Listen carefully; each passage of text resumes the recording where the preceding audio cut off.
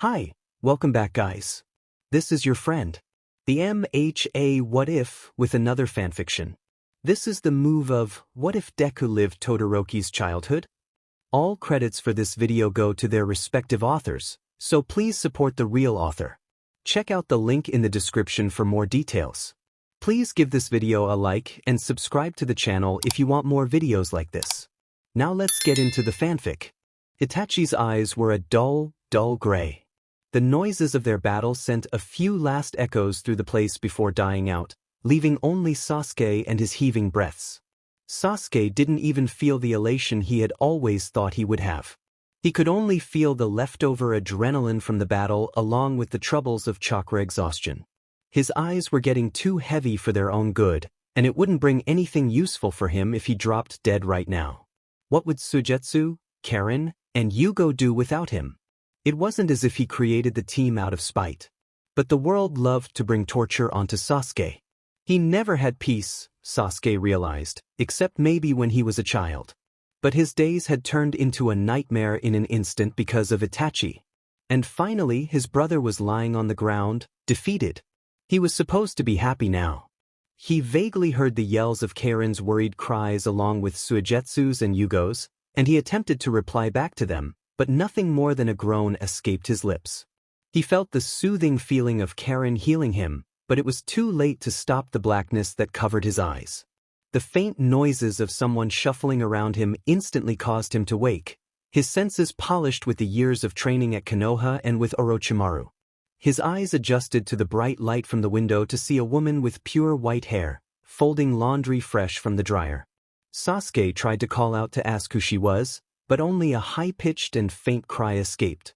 Fear then struck him with the absence of chakra flowing throughout his body, causing him to yell louder. She immediately ran over to him, and he realized how much bigger she was than him. He had never been such a small person, as he had been rather tall for children his age. But looking down at his own self, he could see small fingers and chubby hands of not him, but those of a toddler. Panic rose from his lungs and pathetic crying noises escaped him with foreign tears threatening to spill from his eyes. But the comforting voice of the white-haired lady was starting to have a nearly hypnotizing effect, and Sasuke allowed himself to be lulled into sleep, into a sense of peace he hadn't felt for many years. He found out a lot of things in the next few weeks. His name was Shuto Todoroki, a toddler, defenseless. But just like Sasuke's childhood, the days as a toddler were calm. He occasionally saw his siblings, Fuyumi, Natsuo, and Tuya. His father was Enji Todoroki, and his mother was Rei Todoroki. They were generally kind, although he could sense that they were hiding things. But this was normal, as everyone had their secrets.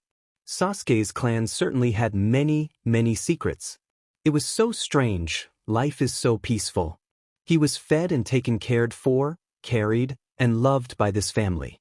It was almost too easy, pretending to be Shuto Todoroki and not Sasuke. Of course, the world loved to torture Sasuke. He remembered that he was being held by his mother when he saw Tuya Todoroki's true face, illuminated with the hot blue fire he emitted from his hands. And at that moment, Sasuke could only see Itachi and the Tsukuyomi of his clan's deaths. He was scared, so scared. But he didn't feel fear of Tuya.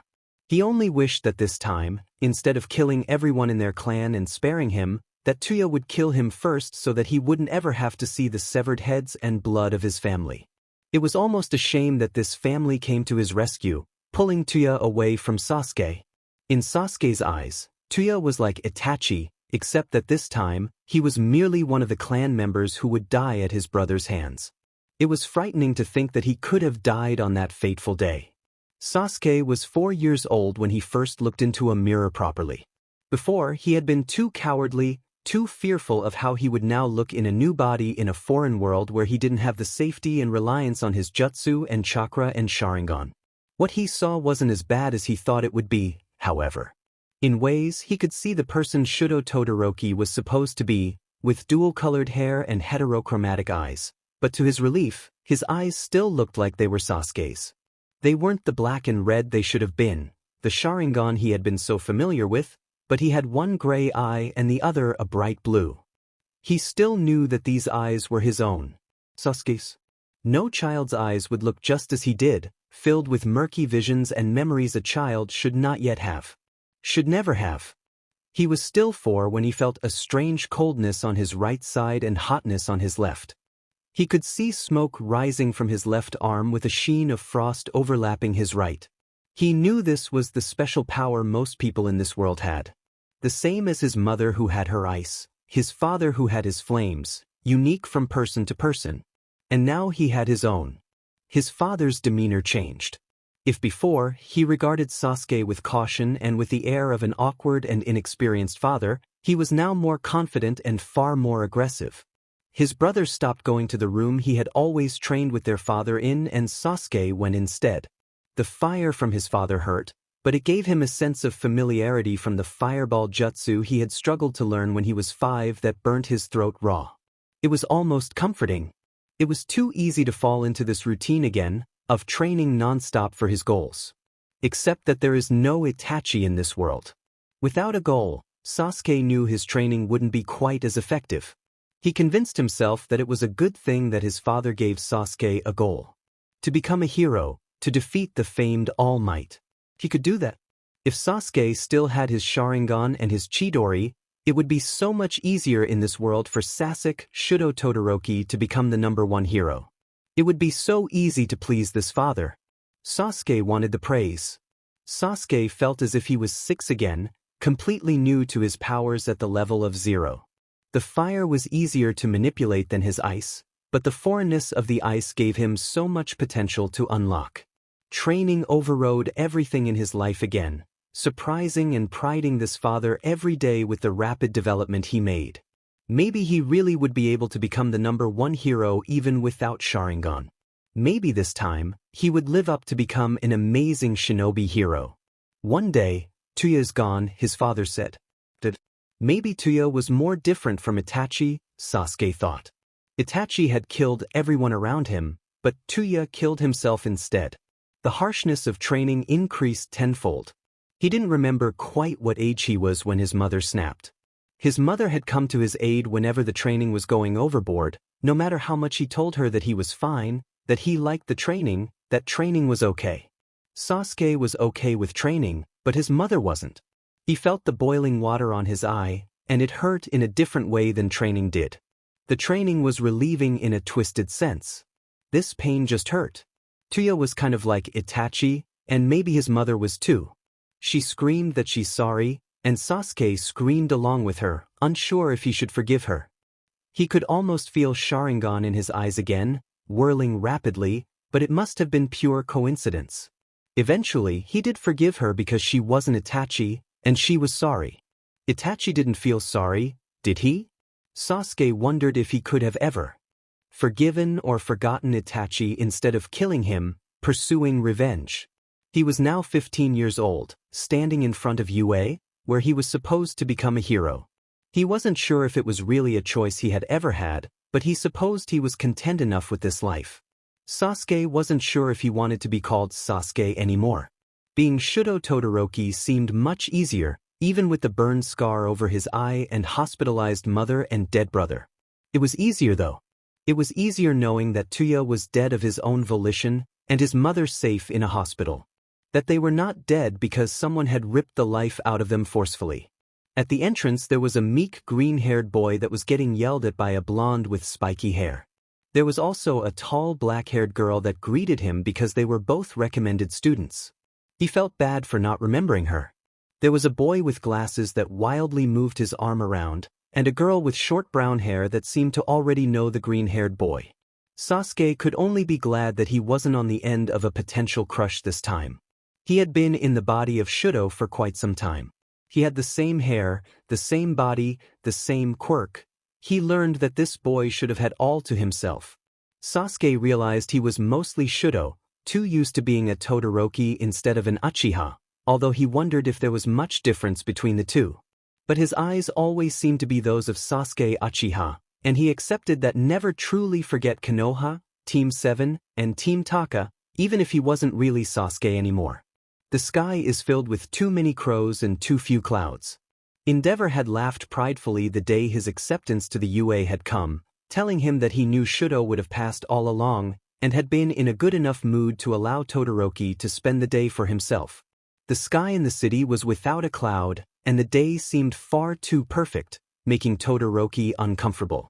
He knew that happy days didn't just appear without any repercussions to happen in the future. But just for today, maybe he could indulge himself. He passed by a few vendors with onigiri and tomatoes, suppressing the urge to buy them before giving in and buying one onigiri. If there was one thing his father had, it was money. While eating, he heard a large crash from the area behind him, instinctively causing him to WHP around on his toes. He could see someone running away with a bright red bag with a hero pursuing them right on their heels. The crowds were cheering on Kamui Woods, who Todoroki had seen a few times before. The hero was capable and would easily take care of this mess, so he turned away from the chaos. Everyone gasped and watched as the robber was taken down by a new imposing hero, a lady with a quirk that made her as large as the buildings. She smiled as she apprehended the villain, obnoxiously posing for the cameras. Todoroki snorted, as if a simple robber was anything to make such a fuss about. From the corner of his eye, he could see the large crowd of people watching, with a green-haired boy wildly scribbling in his notebook next to a man who was talking to him excitedly. Todoroki's phone rang, with the caller ID labeled Father in bright white letters. Half reluctant, he accepted the call. "You're going to UA soon for the tour, right, Shudo?" "Yes, Father," he replied, monotonous. "Since it's your first day, I'll be taking you to the UA personally. You remember that I only expect the best from you, right?" He muttered a grunt of assent before saying goodbye and hanging up. He didn't need Endeavor to remind him that he needed to be the best anymore. He put that pressure on himself all the time anyway. A month or two later, he realized he really was going to attend UA. Todoroki prided himself on being supremely observant even without Sharingan in his eyes. He could clearly see the looks of some of the other UA students gave him at the gates of the academy. Some were polite, probably people who knew he was the son of Endeavor, number 2 of the heroes, but were too afraid to come talk to him firsthand. Some were filled with curiosity about his burn scar or maybe his two-toned hair. He had to admit, those were his two most distinctive features that everyone seemed to notice first. The blonde, spiky-haired guy reminded Todoroki of Naruto, constantly going around causing trouble for attention. It was annoying, but the nostalgia filled him with a strange fondness for the boy. He turned to remember the green-haired boy at the scene a few weeks ago, the one who had written something down furiously in a notebook. "Kachin, please not here right now." "What the F did you say to me, Deku?" I promise I'll explain later. Please calm down." Kachin. Was that his name? It probably was a nickname just like Deku. These two had to be familiar with each other if they were comfortable enough to call each other that. It was endearing. Maybe this time he could graduate and carry on with being a shinobi hero without ever leaving. It was comforting to think about, the prospect of a life with stability. Kachin turned around to look straight at Todoroki, both boys staring each other down without flinching or backing away. "What are you looking at, candy cane?" Todoroki snorted. That was a new one. Then again, he never really had any nicknames from other people his age, as he had been homeschooled his entire life. "What's it to you, Kachin?" The boy's face angrily twisted even further, stomping toward him while rolling up his cuffs. "Okay, students, step inside with me, please." A loud man with the strangest sunglasses waved his arms, beckoning the new students all inside. His voice hurt Todoroki's ears. No man's voice should be able to do that. Maybe it was his quirk. It seemed to have great offensive attacks on his ears, which would be amazing against villains but terrible against students. The man turned and grinned widely right at Todoroki, causing him to start. He couldn't have a mind-reading quirk, could he? "I'm the hero present, Mike, if any of you guys was wondering." The man grinned, then opened up his arms at the UA for a dramatic effect. "Welcome, new students, to the UA." The inside of the huge building was even more impressive than the outside. The place was so neat and clean, the uniforms crisp. It was evident that the UA was one of the most prestigious schools out there. Todoroki mentally slapped himself for not paying attention to the tour around the school. It would have been a nice treat to see on that day. He was directed to classroom 1A, standing around awkwardly with the rest of his classmates who conversed with each other. It was good that nobody was following him around like Naruto and Sakura. Maybe he would be able to graduate without anyone annoying him. Hello, Todoroki-kun. What do you think of UA so far? He turned to see that it was the black-haired girl who might have temporarily greeted him at the gates, although he didn't really remember. Todoroki didn't know how she seemed to know his name, even though he had never introduced himself. He raised an eyebrow. Have I seen you before? She scratched her head a little, perhaps embarrassed. Ah, I'm Momo Yaoyorozu, and I'm pleased to be your classmate. I hope we'll get along. He sent back a little nod. He hoped she wasn't anything like Sakura and Ino were, although she naturally seemed more calm and quiet. A small hope, but he clung to it anyway. 30 minutes had passed, rendering even most of the talkative. Students quiet, standing around for their teacher. Some of them seemed ready to call it a day and leave for the dorms or training when a low voice spoke to them. Children, meet me out back in the field. They all turned around to be met with a man in a yellow sleeping bag with heavy eye bags and dry eyes. Todoroki couldn't help but sigh. The laziness and lateness that this man showcased reminded him of Kakashi, his lazy sensei who never seemed to want to arrive remotely on time. Everyone seemed just as confused as Todoroki, grudgingly following the man's instructions. Out at the field, there were a few markers on the ground. Were they starting training right away? Now, we will be doing a quirk apprehension test. Todoroki tuned the man's words out. It was most likely a series of tests depending on range, power, and defense. He knew that he had practiced days and nights for this since his quirk had appeared. He would do fine. And the last place will be expelled. He could feel an electric static go through everyone around him. Todoroki was sure that he wouldn't be expelled. He was perfectly confident in his abilities he had honed for a long time. Some other students seemed less sure of themselves though, especially the green-haired boy. His face was starting to turn a shade similar to his hair, causing Todoroki to scoot away from him, albeit not so discreetly.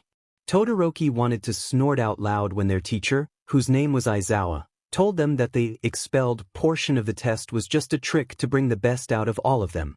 The looks on his classmates' faces were amusing. Aizawa had a good tactic. He had gotten second, right below Yaoyorozu.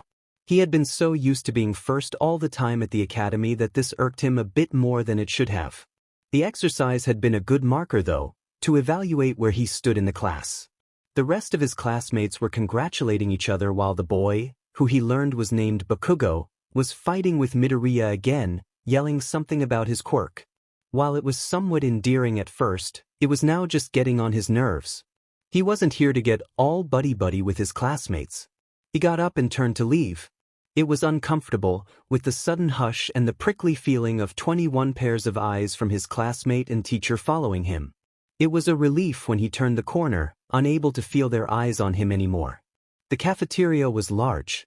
Back in Konoha, they didn't have these things at the academy, and the children were expected to go home to their families to take care of themselves, leaving orphans like Naruto and himself utterly alone.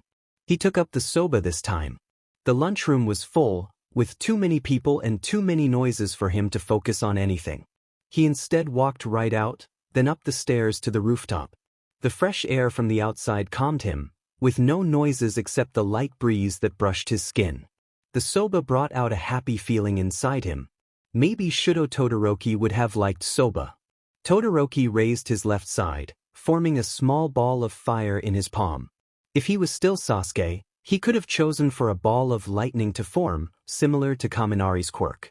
It was a disappointment that he didn't even have his Sharingan, a distinctive figure of the Uchiha.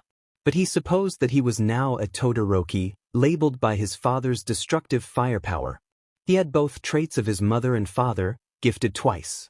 He would use these gifts well to defeat his adversaries in his class and become the #1 hero.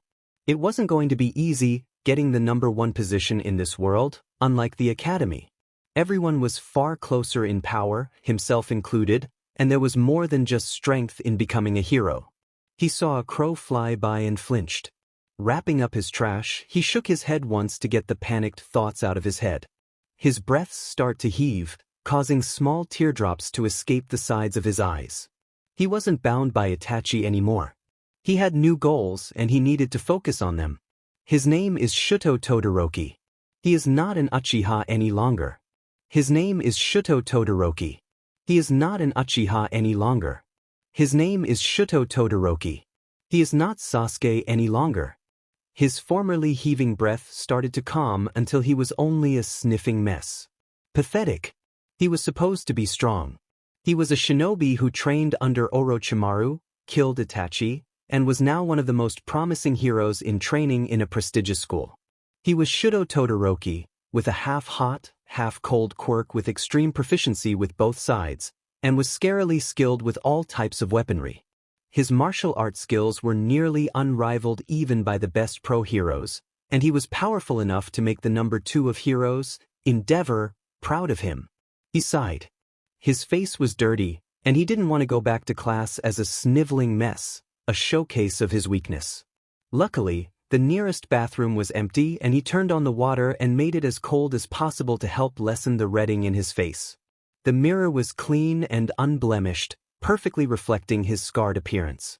His body was no doubt Shuto Todoroki, but his eyes still couldn't seem to let go of Sasuke Uchiha. Pathetic, he thought once more. Before leaving the bathroom, the faucet squeezed tightly shut. He should have known that he wouldn't be able to avoid his classmates forever.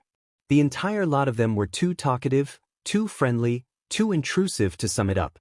Kirishima, who had the same shark-like teeth as Suigetsu and similarly seemed to keep talking to him, calling him manly every 2 seconds.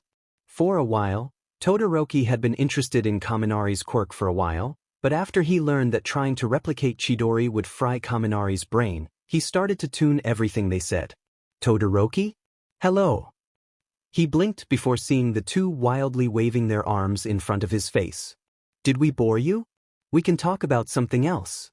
Kirishima said, looking at him with wide eyes. Kaminari nodded vigorously in assent, staring Todoroki so intensely it felt as if he was looking straight into his soul. It was fairly uncomfortable. Maybe you're not interested in hero rankings? Kaminari asked. So that's what they were talking about. Todoroki shrugged his shoulders before looking away, moving his focus to the window. They waited for him to continue, but after it became evident that Todoroki wasn't going to continue, they went back to their conversation. I wonder when we're going to have some real training? We've just been attending classes like middle school. Yeah, aren't we here to be heroes? Hopefully, we do something with our quirks soon. I'm dying to see a better representation of everyone in our class. From behind Todoroki, he heard a condescending scoff. Already sizing up your enemies, are you? The three turned to look at a boy that didn't seem to be in their class. He looked down on them, smiling the same disturbing smile. Todoroki wanted to get away from him as soon as possible. Someone like that only made trouble. I'm Nito Minoma, from Class 1B. You're Class 1A, right? I guess that makes us rivals. He then twirled once for maximum effect. We'll see which hero course class really is superior. I'm sure we'll find that out soon enough at the sports festival. Minoma's eyes looked over each of them once, lingering on Todoroki for perhaps a second more before smiling again. Look down on us, and it'll be a mistake on your part. Minoma giggled, which started to turn into hysterical laughter that started to quiet the entire classroom before a girl with orange hair whacked him right on the head. Todoroki snorted out loud, much to the chagrin of the guy. Sorry for the trouble he's caused you, she said, tugging the boy outside the classroom by the ear. Everyone seemed to let out a sigh of relief after he left. What an annoyance. Chatter started to come up again, starting to irritate Todoroki. He sighed before pulling out his headphones. Why didn't they have these back in Konoha when so many people would have needed them?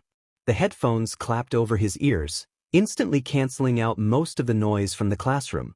The silence filled up his head, calming him instantly. Social interaction was occasionally the most difficult and exasperating thing in the world. He honestly deserved an award for putting up with everyone else. Today we'll be having a battle trial. All Might's always enthusiastic voice boomed, his large figure looming over all the students. You children will be breaking up into teams of 2, with 2 of you taking the role of villains, and the other 2 being heroes. It seemed like a fairly easy exercise. Todoroki's eyes flitted temporarily to Shuji, a boy whose quirk granted him the ability to grow different body parts. It would be useful in many situations here, but Todoroki already had a plan to go through. They wouldn't need teamwork for the time being. I feel like you should step out for this. Shuji blinked, as they had only just stepped into the building. He looked expectantly back at Todoroki for an explanation as to why. I can do this myself. Shuji looked at Todoroki long and hard before ultimately stepping out of the building. Now left with only the opposing team inside the building, he could do whatever he wanted. This is just an exercise, no need to cause too much damage, he reminded himself. They'd probably be angry at me if I destroyed everything anyway. Todoroki shifted his foot to cause an arc of ice to start freezing the building. They would most likely be frozen right where they stood, unable to move anywhere. Shuji stepped back inside, shivering a little. If he wanted to come along, he could come, Todoroki thought, although the cold would most likely have been painful, making no move to converse and stepped further inside the building. He came across Ojiro with the warhead behind him. He seemed to be trying to pull himself out of the ice, ready to fight them. Todoroki just shook his head and touched the warhead, claiming their victory. Good plan. Todoroki, Shuji said. Todoroki turned and just nodded assent. He then used his left side to melt the ice on Ojiro's feet. Shuji then used his quirk to bring them to Hagakure, who he successively melted out too. Oh, he's so strong, no wonder he's a recommendation. Yeah, he seems strong. Young Todoroki has successfully won the challenge with no harm driven to his teammate. That was a really cool move. Do you think he's the strongest in our class right now? Back in the monitoring room, Todoroki watched the boy named Bakugo and Midoriya go against each other. They were both being reckless, letting personal feelings get in the way of their mission. They should always have the mission first, as confrontations could always come later, which showed that they really didn't know even the basics. It was a good thing, though, that he could analyze their quirks with their elongated battle. Bakugo was certainly more well-practiced with his quirk. Midoriya seemed as if his quirk was recently developed, as Todoroki remembered his broken finger at their quirk apprehension test. However, Bakugo's recklessness and anger against Midoriya seemed to be clouding his judgment. From another monitor, everyone in the room could see that Uraraka was nearing their goal while Bakugo was distracted, bringing in a victory for their team. Todoroki couldn't help but look at Bakugo's destructive explosions and think of Naruto's Rasengan. Bakugo entered the waiting room again, seething madly. His anger issues seemed even worse than Naruto's. His eyes flicked up to Todoroki, both staring at each other in an impasse. Todoroki wasn't sure what emotion was flickering behind Bakugo's eyes, but it loosely seemed to be a mixture of anger and determination. Are you two okay? Todoroki looked up to see the entire class staring at him with wide and reverence-filled eyes. He really didn't know why this class seemed to look at him like that so much. Why would you think otherwise? He hadn't seen Kaminari quietly whisper to Shiro, who was next to him. He's the classic bad boy, isn't he? Do you think the girls will drop dead for him? Mr. Aizawa lead them all to an outside facility for some extra training with some other pro heroes. Todoroki could see a pro hero he vaguely recognized as 13 from Kaminari and Kirishima's talk with him earlier. All Might will be here later, Mr. Aizawa said. Midoriya seemed to be chanting All Might's name quietly under his breath. It had been a while since Todoroki had seen someone that looked up to someone that much. All Might was just another obstacle in his way before he could truly be the strongest. He had to be the strongest because he didn't ever want to be H. Suddenly, in the middle of 13's speech, a purple portal appeared right in front of them, instantly causing the students to raise their hackles. A man with dusty hair and hands all over his body emerged first along with a large troop of villains following him. Todoroki could have sworn that he could taste the fear seeping out of the other students. This place was supposed to be a school for children aspiring to be heroes, where they trained and slowly started to build up experience before they went out into the real world. So why the F were they already meeting villains? Not that this was a problem for Todoroki. A hero's life seemed awfully similar to a shinobi, which just kept him nice and comfortable. Unfortunately, the same couldn't be said for his fellow students who seemed terrified out of their wits.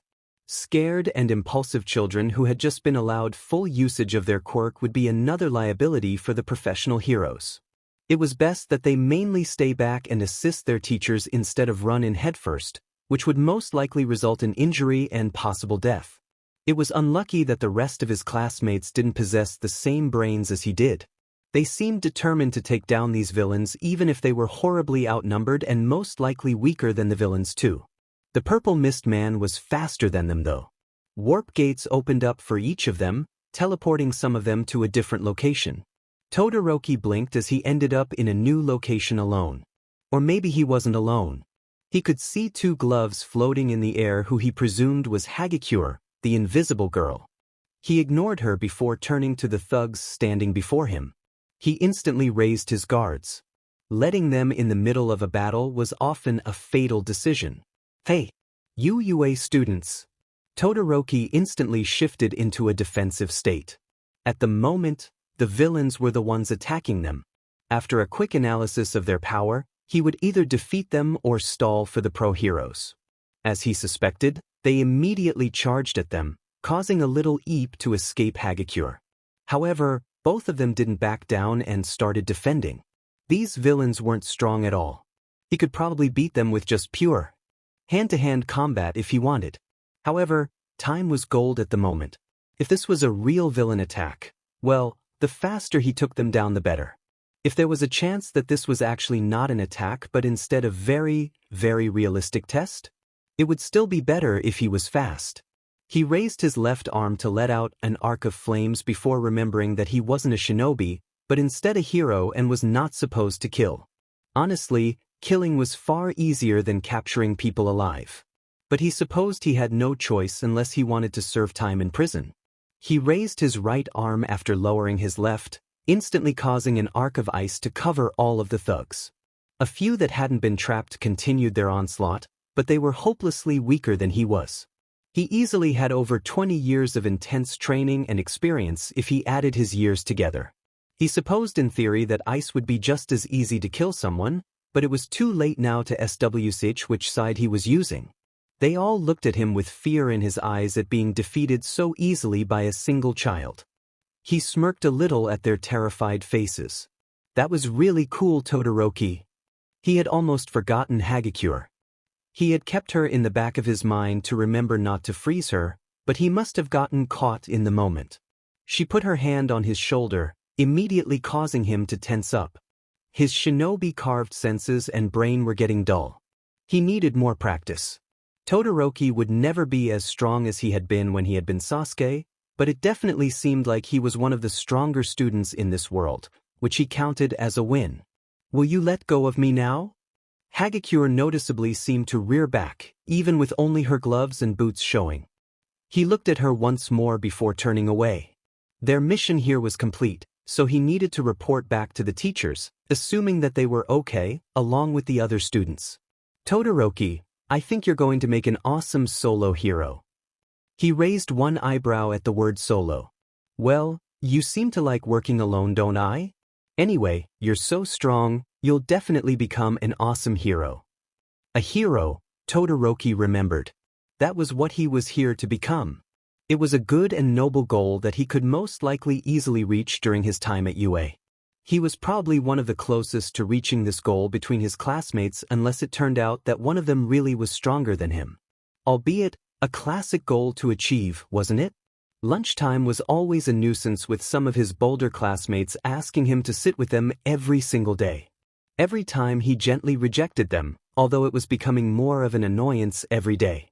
Todoroki walked up to the rooftop to eat his food like any other day before being stopped by Midoriya.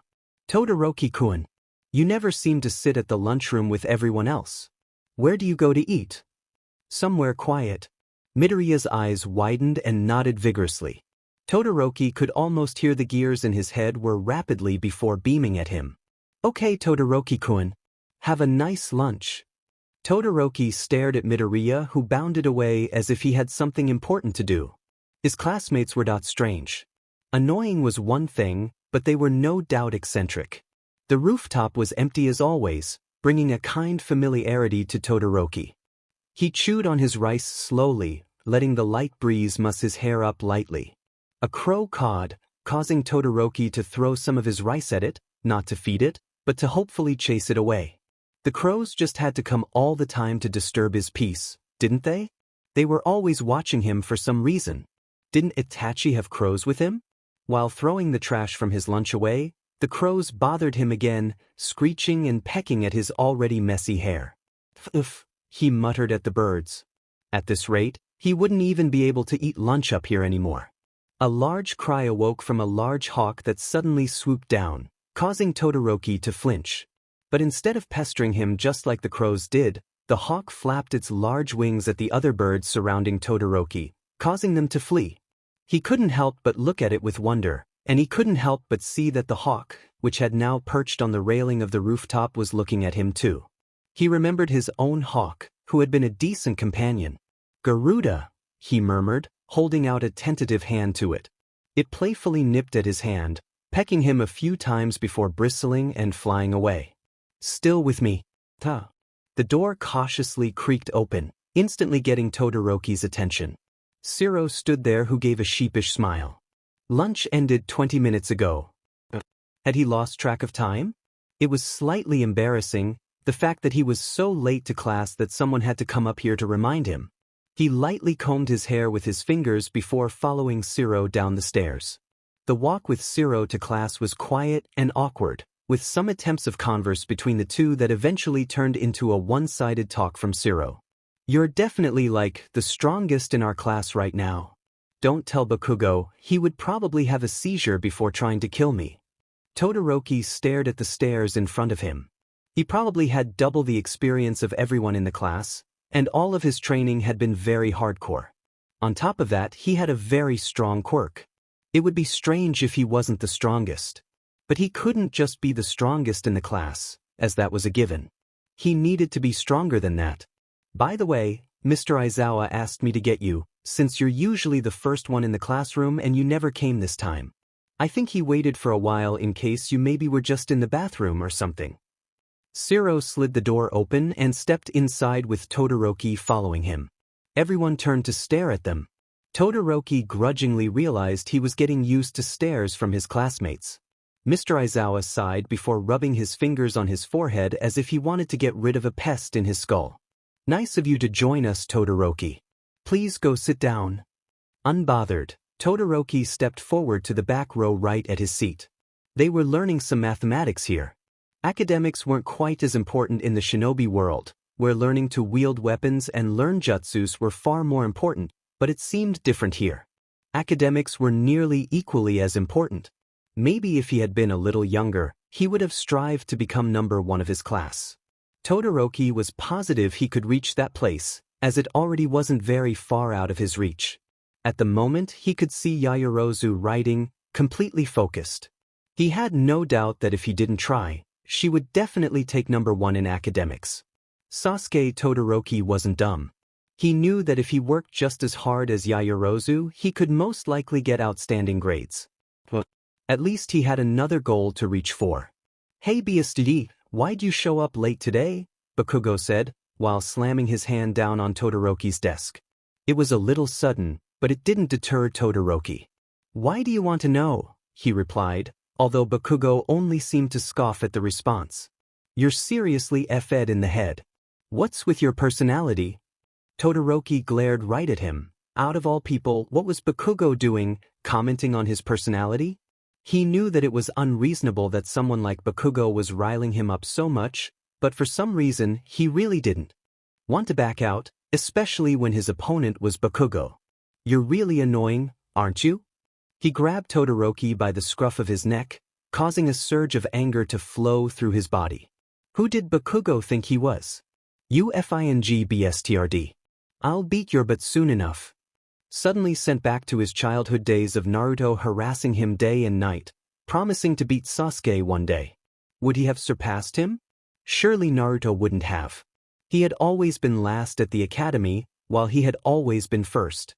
Todoroki smiled at Bakugo with a challenge between his lips. He knew it wasn't right, that they were teenagers that were supposed to be more mature than his 8-year-old self. He was trained to not rile up at any of these false challenges because in Konoha he had always been number one in his classes, leader of Team Taka, and the younger brother of Itachi who he had killed. He was supposed to be a deadly and perfectly accomplished fighter. He was supposed to have complete control over his mind. But maybe he wanted to be a little genin again, just for a little bit. Back in Konoha, he graduated from the academy at 12 years old. But here, he would graduate only when he was 18, finished with all the required courses. He technically was still a hero in training still, a child that could act a little petty at times. Who said rivalry would hurt him? Todoroki smiled, a little arrogantly at Bakugo. He glared in a condescending way before speaking. I would certainly like to see you try. Mr. Aizawa looked threateningly at their way, daring them to cause trouble in the classroom. The rest of their classmates still inside the room looked afraid yet intrigued at the prospect of a possible fight between two of their strongest.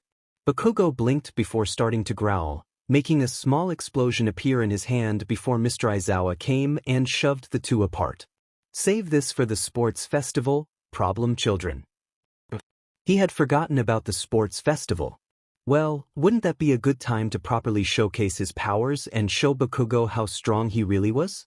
He was pretty sure that he, Todoroki Shudo, was not nervous about the sports festival. Hey, maybe he was lying. Sure, he was clearly the strongest in their class, assuming he had read everyone's levels correctly. Yaoyorozu and Azui seemingly had no complete weaknesses with their quirks, but he was confident that he would be able to win in a battle. They simply lacked raw power. Ida had immense speed, Kaminari had immense power, and most importantly, Bakugo had amazing proficiency with his quirk. Todoroki was surely still leagues above everyone, but it still irked him that someone who was technically half his age had such mastery over a quirk. It was annoying, just like how Naruto went from last in their class to be a close contender to him. It was strangely motivating. Not that he was ever going to admit that, especially to Bakugo. The speech was hilarious. I'm going to win this festival. Todoroki smirked and grudgingly clapped while the rest of the students booed.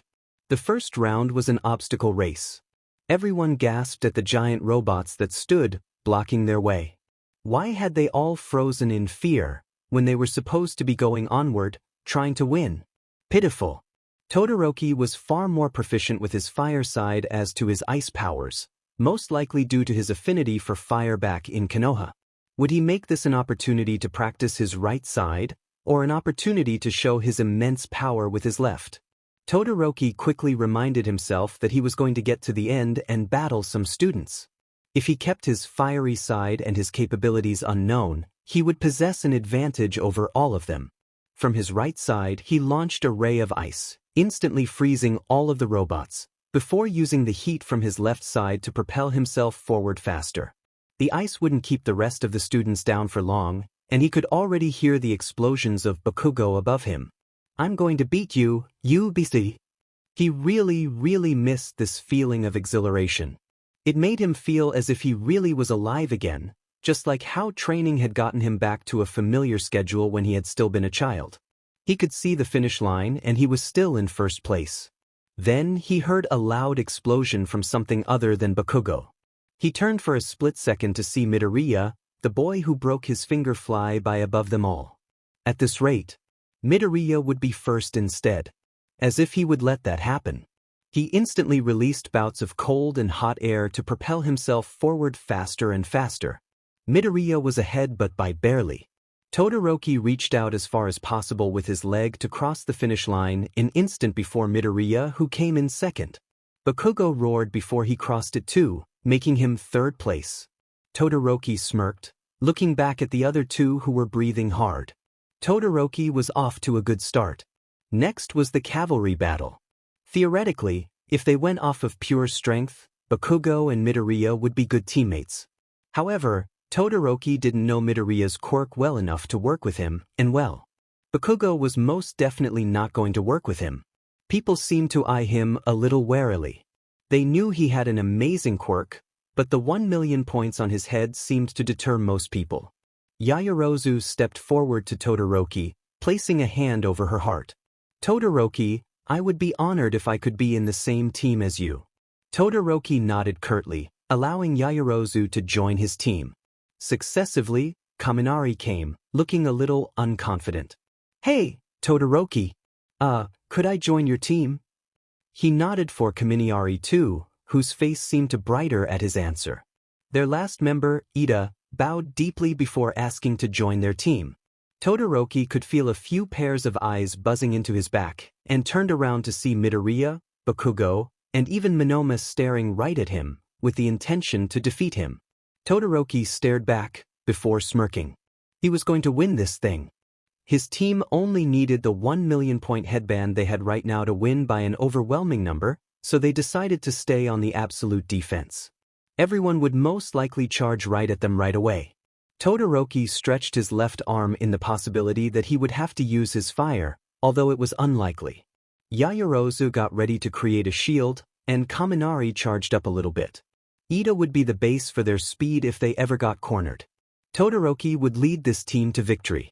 The whistle blew, signaling the beginning of the battle. Immediately, a few teams dashed forward to try and take out his team, although some people avoided him, perhaps due to fear that their points would successively be stolen instead.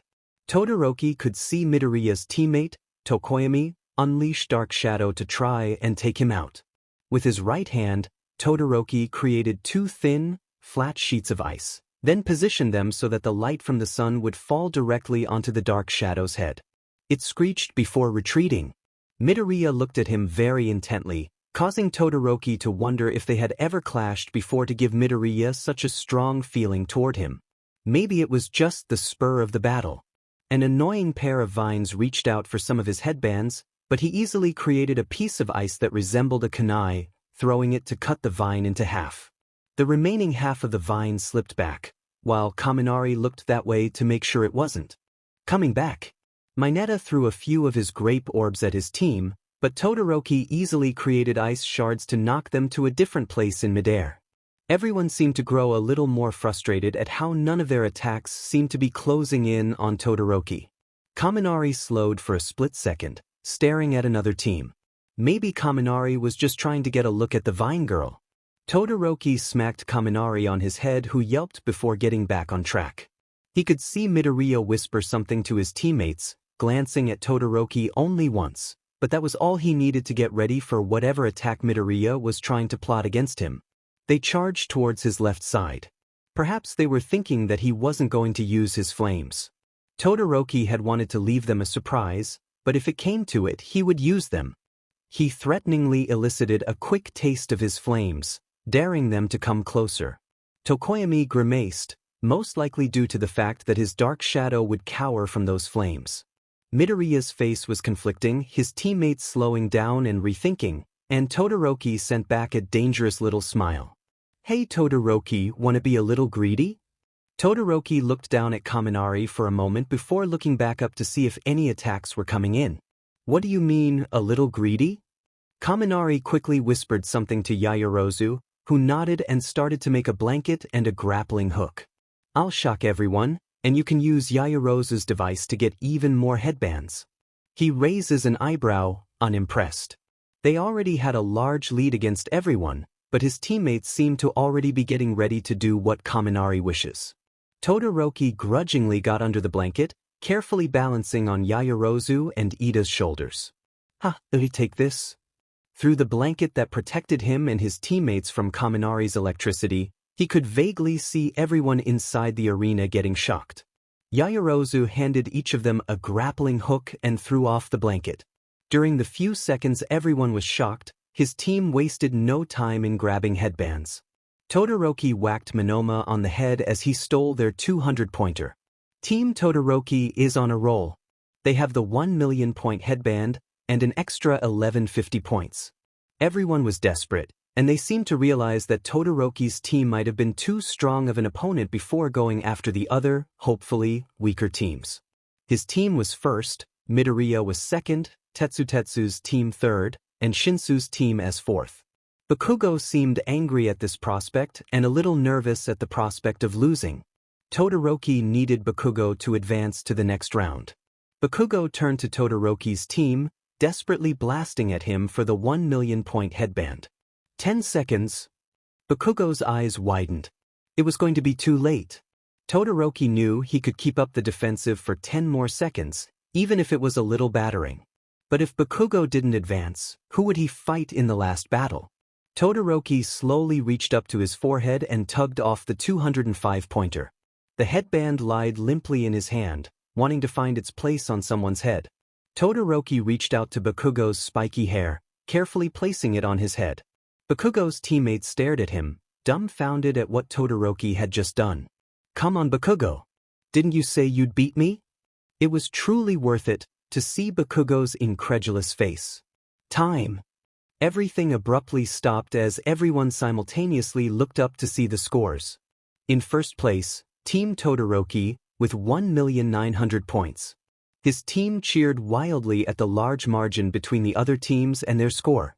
In second place, Team Midoriya, with 615 points. Midoriya's team screamed, ecstatic that they were able to advance. Midoriya looked at Todoroki once, before turning to his teammates and celebrating with them. In third place, Team Shinso, with 510 points. Hadn't Tetsutetsu's team had been third a while ago? Todoroki looked at Shinso for a moment before looking back at the screen. He could figure him out later. And in fourth place, Team Bakugo, with 500 points. Bakugo's team did cheer, although it was a little subdued. They kept glancing at Todoroki. He just stared right back at them until they eventually looked away. Angrily, Bakugo walked right up to him before grabbing him by the collar. What the F was that supposed to be half and half? He shrugged. To be honest, he wasn't quite sure what had come over him either. Where's your demeanor now, the one that told me that you'd beat my butt? Bakugo blinked before grinning madly. Oh, so you had your own plan, huh? Don't worry. I will FNG beat you. Here is who you guys are going against. These are the brackets.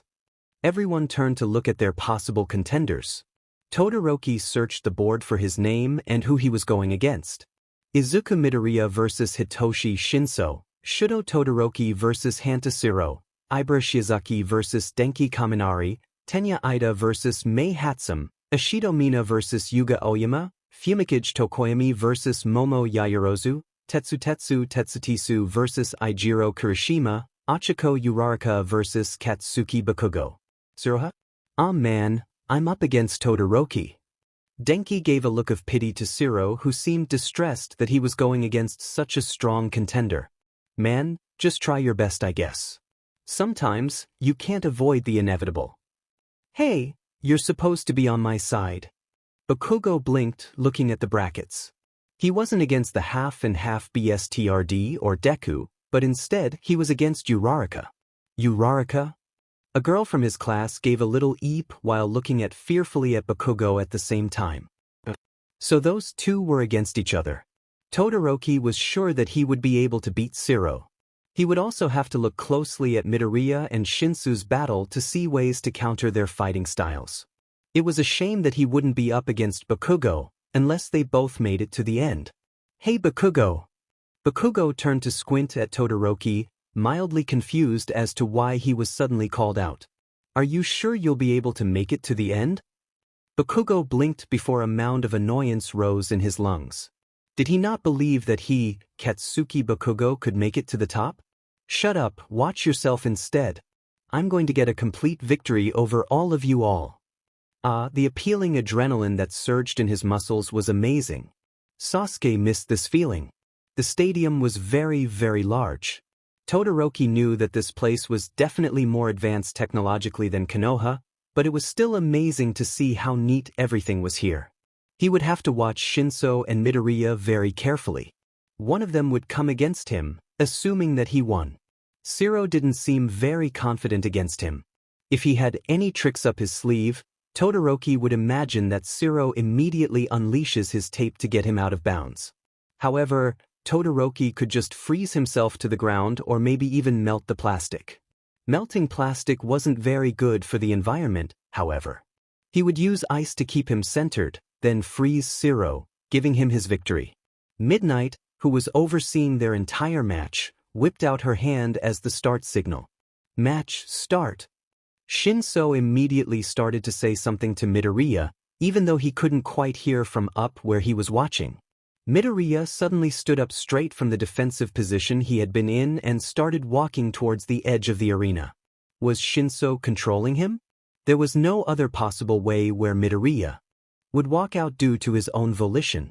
Standing at the edge of the arena, Midoriya suddenly stopped. He trembled for a short while with Shinso seemingly shocked. If Shinso was going to be smart, he wasn't supposed to be wasting time right now. Perhaps he should have realized this, that it was inevitable that others lacked experience and practice, even if they had useful quirks. If you're going to be smart, get him out right now.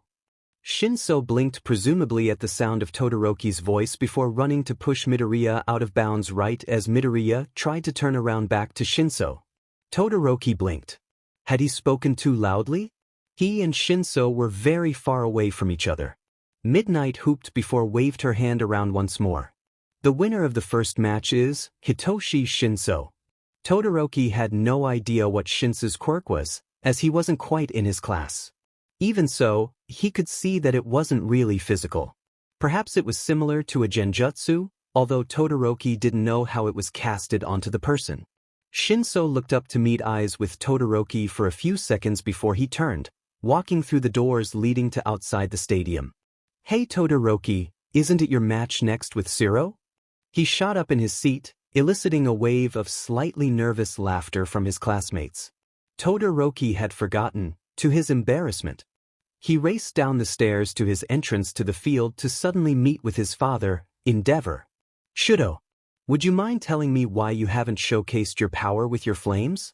I know how good you are with both of your sides. Todoroki grimaced. He had never understood his father's obsession with his fire side as opposed to his ice one. If he had been born with both, wasn't he supposed to focus on both of them? It's a tactic, father. You know how I'm more adept with my left side. I wanted to keep it a secret until a contender that I would have to use it against would appear. I have the advantage of surprise here. Endeavor blinked, seemingly thinking a little before slowly nodding. I suppose if you show the world that you can do this much with only half of your power, they'll be thrilled to see what you can do with both sides. Very well. You will be winning this. Todoroki nodded. He most definitely would be winning this. He could really perhaps start over. Make a perfect life filled with happiness instead of revenge. It sounded like an unreachable paradise, almost. Todoroki opened the door which lead out a creek. Shiro already stood on the other side, lackadaisically stretching his arms. He looked nervous but somehow determined at the same time. We have Shudo Todoroki and Hanta Shiro of Class 1A. Both of them were ready at their positions, waiting for the signal. 3, 2, start. Shiro, who had seemed afraid in the beginning, didn't waste any time in trying to sweep Todoroki off his feet. However, he had predicted this, and ice at his feet kept him secured even though Shiro's tape that had wrapped one of his arms was constantly trying to pull him out of bounds. Todoroki poked the tape quickly to find that it was sticky. Touching it too much could lead to some problems. Instead, Todoroki created a kunai made of ice once more, similar to the one he made during the cavalry battle. He threw it with perfect accuracy, cutting the tape that bound his arm and forcing Shiro to duck down to dodge his attack. Now free from Shiro's tape, Todoroki let out a thin sheet of ice on the ground, causing Shiro to slip and fall. Then he created a 6-foot wall of ice that quickly pushed Shiro to the edge of the arena. Shiro, who had seemingly accepted his defeat, stopped struggling and allowed himself to be pushed out of bounds. The winner of this match is Shudo Todoroki. Shiro got up from out of bounds, scratching his head. I guess I really didn't stand a chance against you. Nice fight though. Todoroki couldn't really understand why everyone seemed to have such good sportsmanship. If someone won, they won, and they didn't need to address that, especially if they had known that he had been stronger since the beginning. Maybe he was the weird one. He couldn't quite remember what everyone else's fights were like, other than Bakugo. The girl, Uraraka, had certainly put up an amazing fight. Todoroki couldn't help but somewhat feel conflicted between Bakugo and Uraraka winning, although Bakugo did win out in the end. He was disappointed to find out that his teammates in the cavalry battle, Momo and Kaminari, had lost against their opponents, although Ida had passed.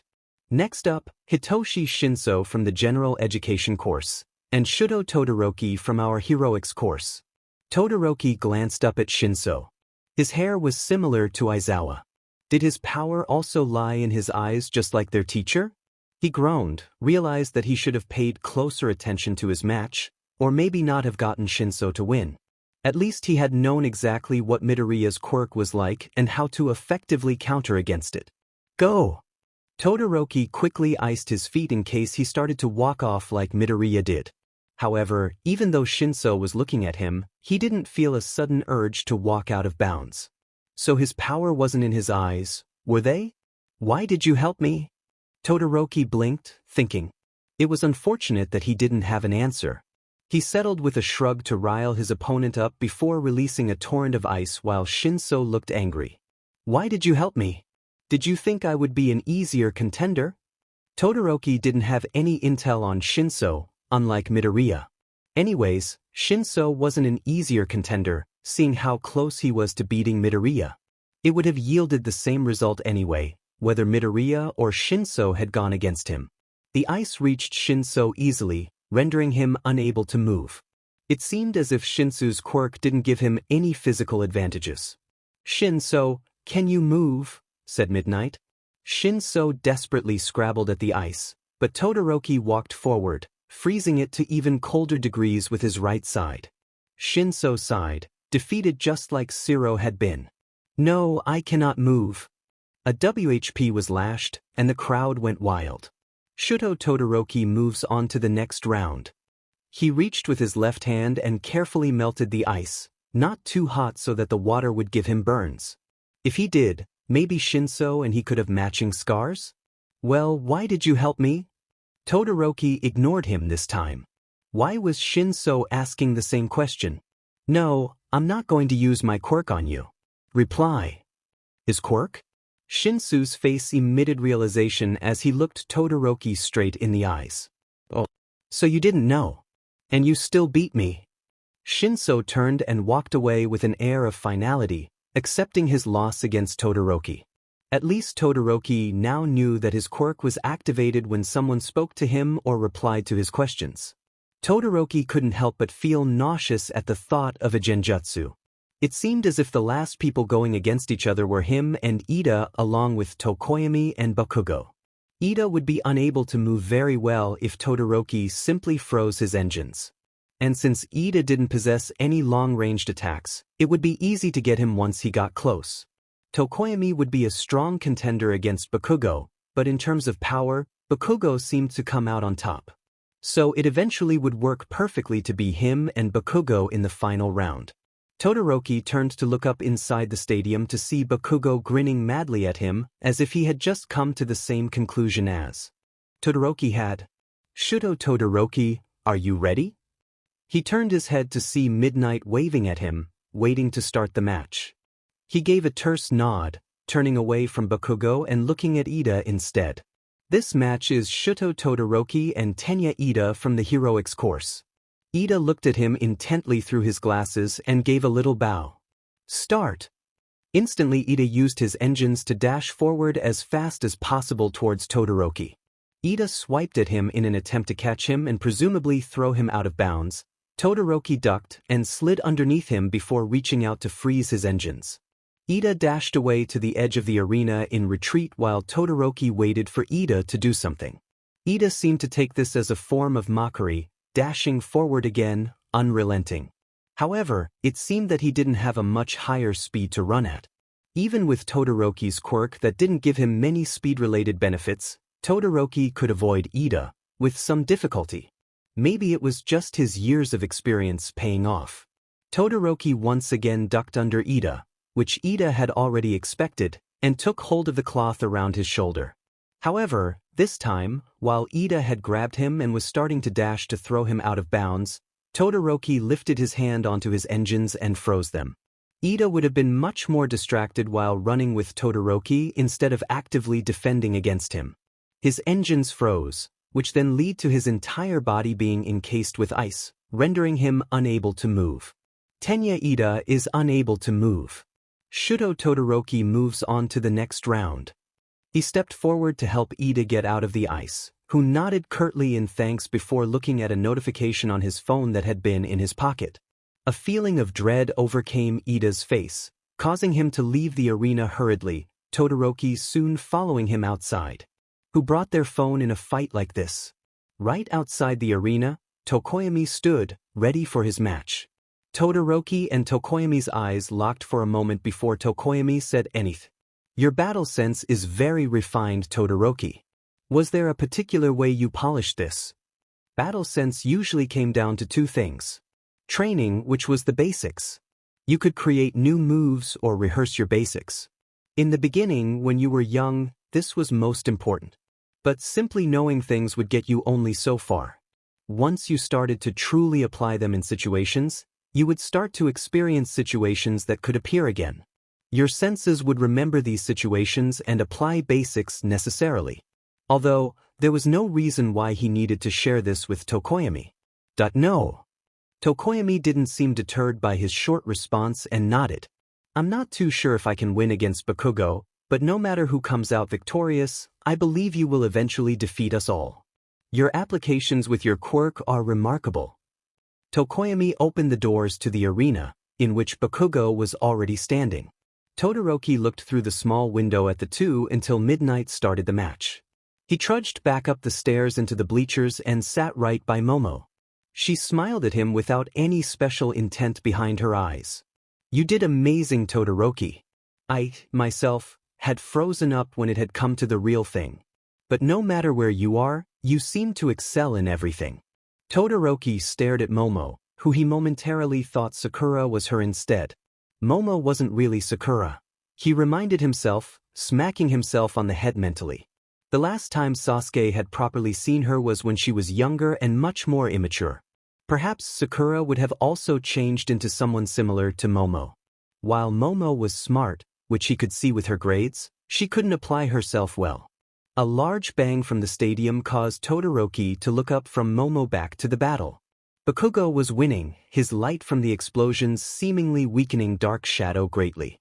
But instead of looking at Tokoyami, Bakugo was staring at him instead. He was too far away for Todoroki to understand what he was saying, but from Tokoyami's indigent yell, it hadn't been pretty. One last explosion went off until Tokoyami gave up. Midnight lashed out her WHP, declaring Bakugo's victory. Katsuki Bakugo advances to the next round. We have our final two left, Todoroki and Bakugo from the heroics course.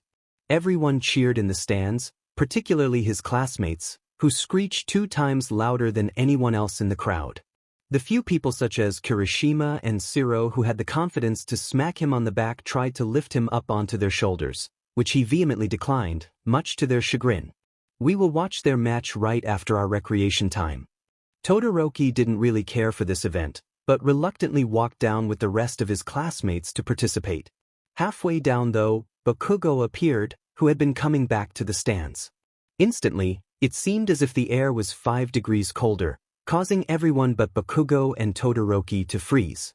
Hey, half and half. You better give me a good fight. With everything you've got, all right? I think that would be too dangerous on your behalf. Everyone's eyes turned to Todoroki in disbelief and awe. Bakugo scowled, exploding away a small portion of the wall. Don't think that I'm going to be a weak target.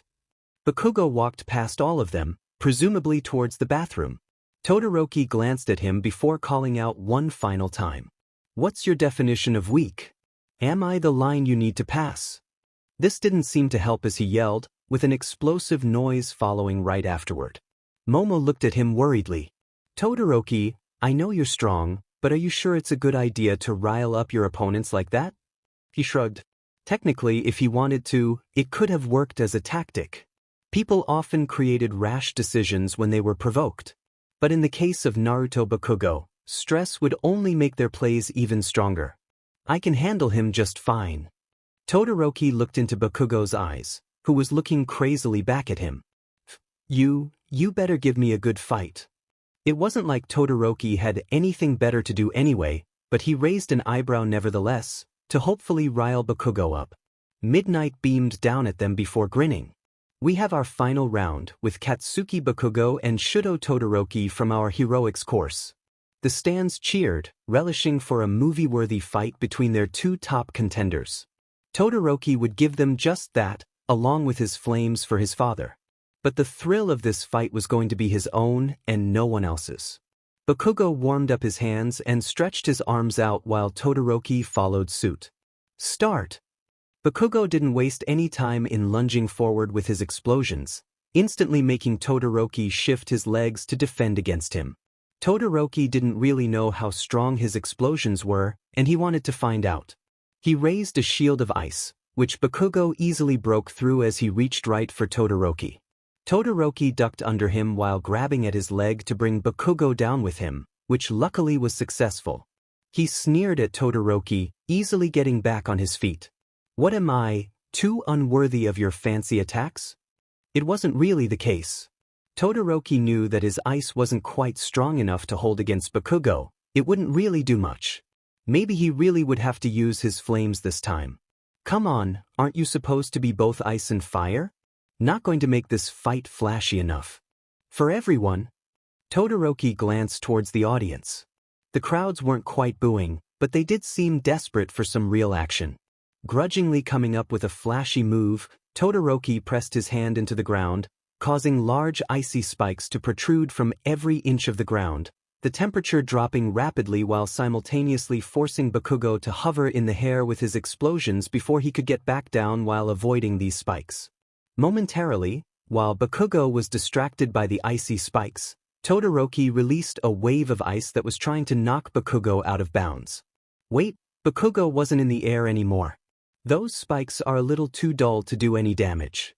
Trashy distraction right there. Todoroki turned to see Bakugo right behind him, aiming his explosions in his face. Todoroki backflipped a few times to put some distance between him and Bakugo before ducking behind one of the icy spikes to avoid the blast. You're not giving me a real fight, aren't you, Icy Hot? He wasn't quite giving it his all.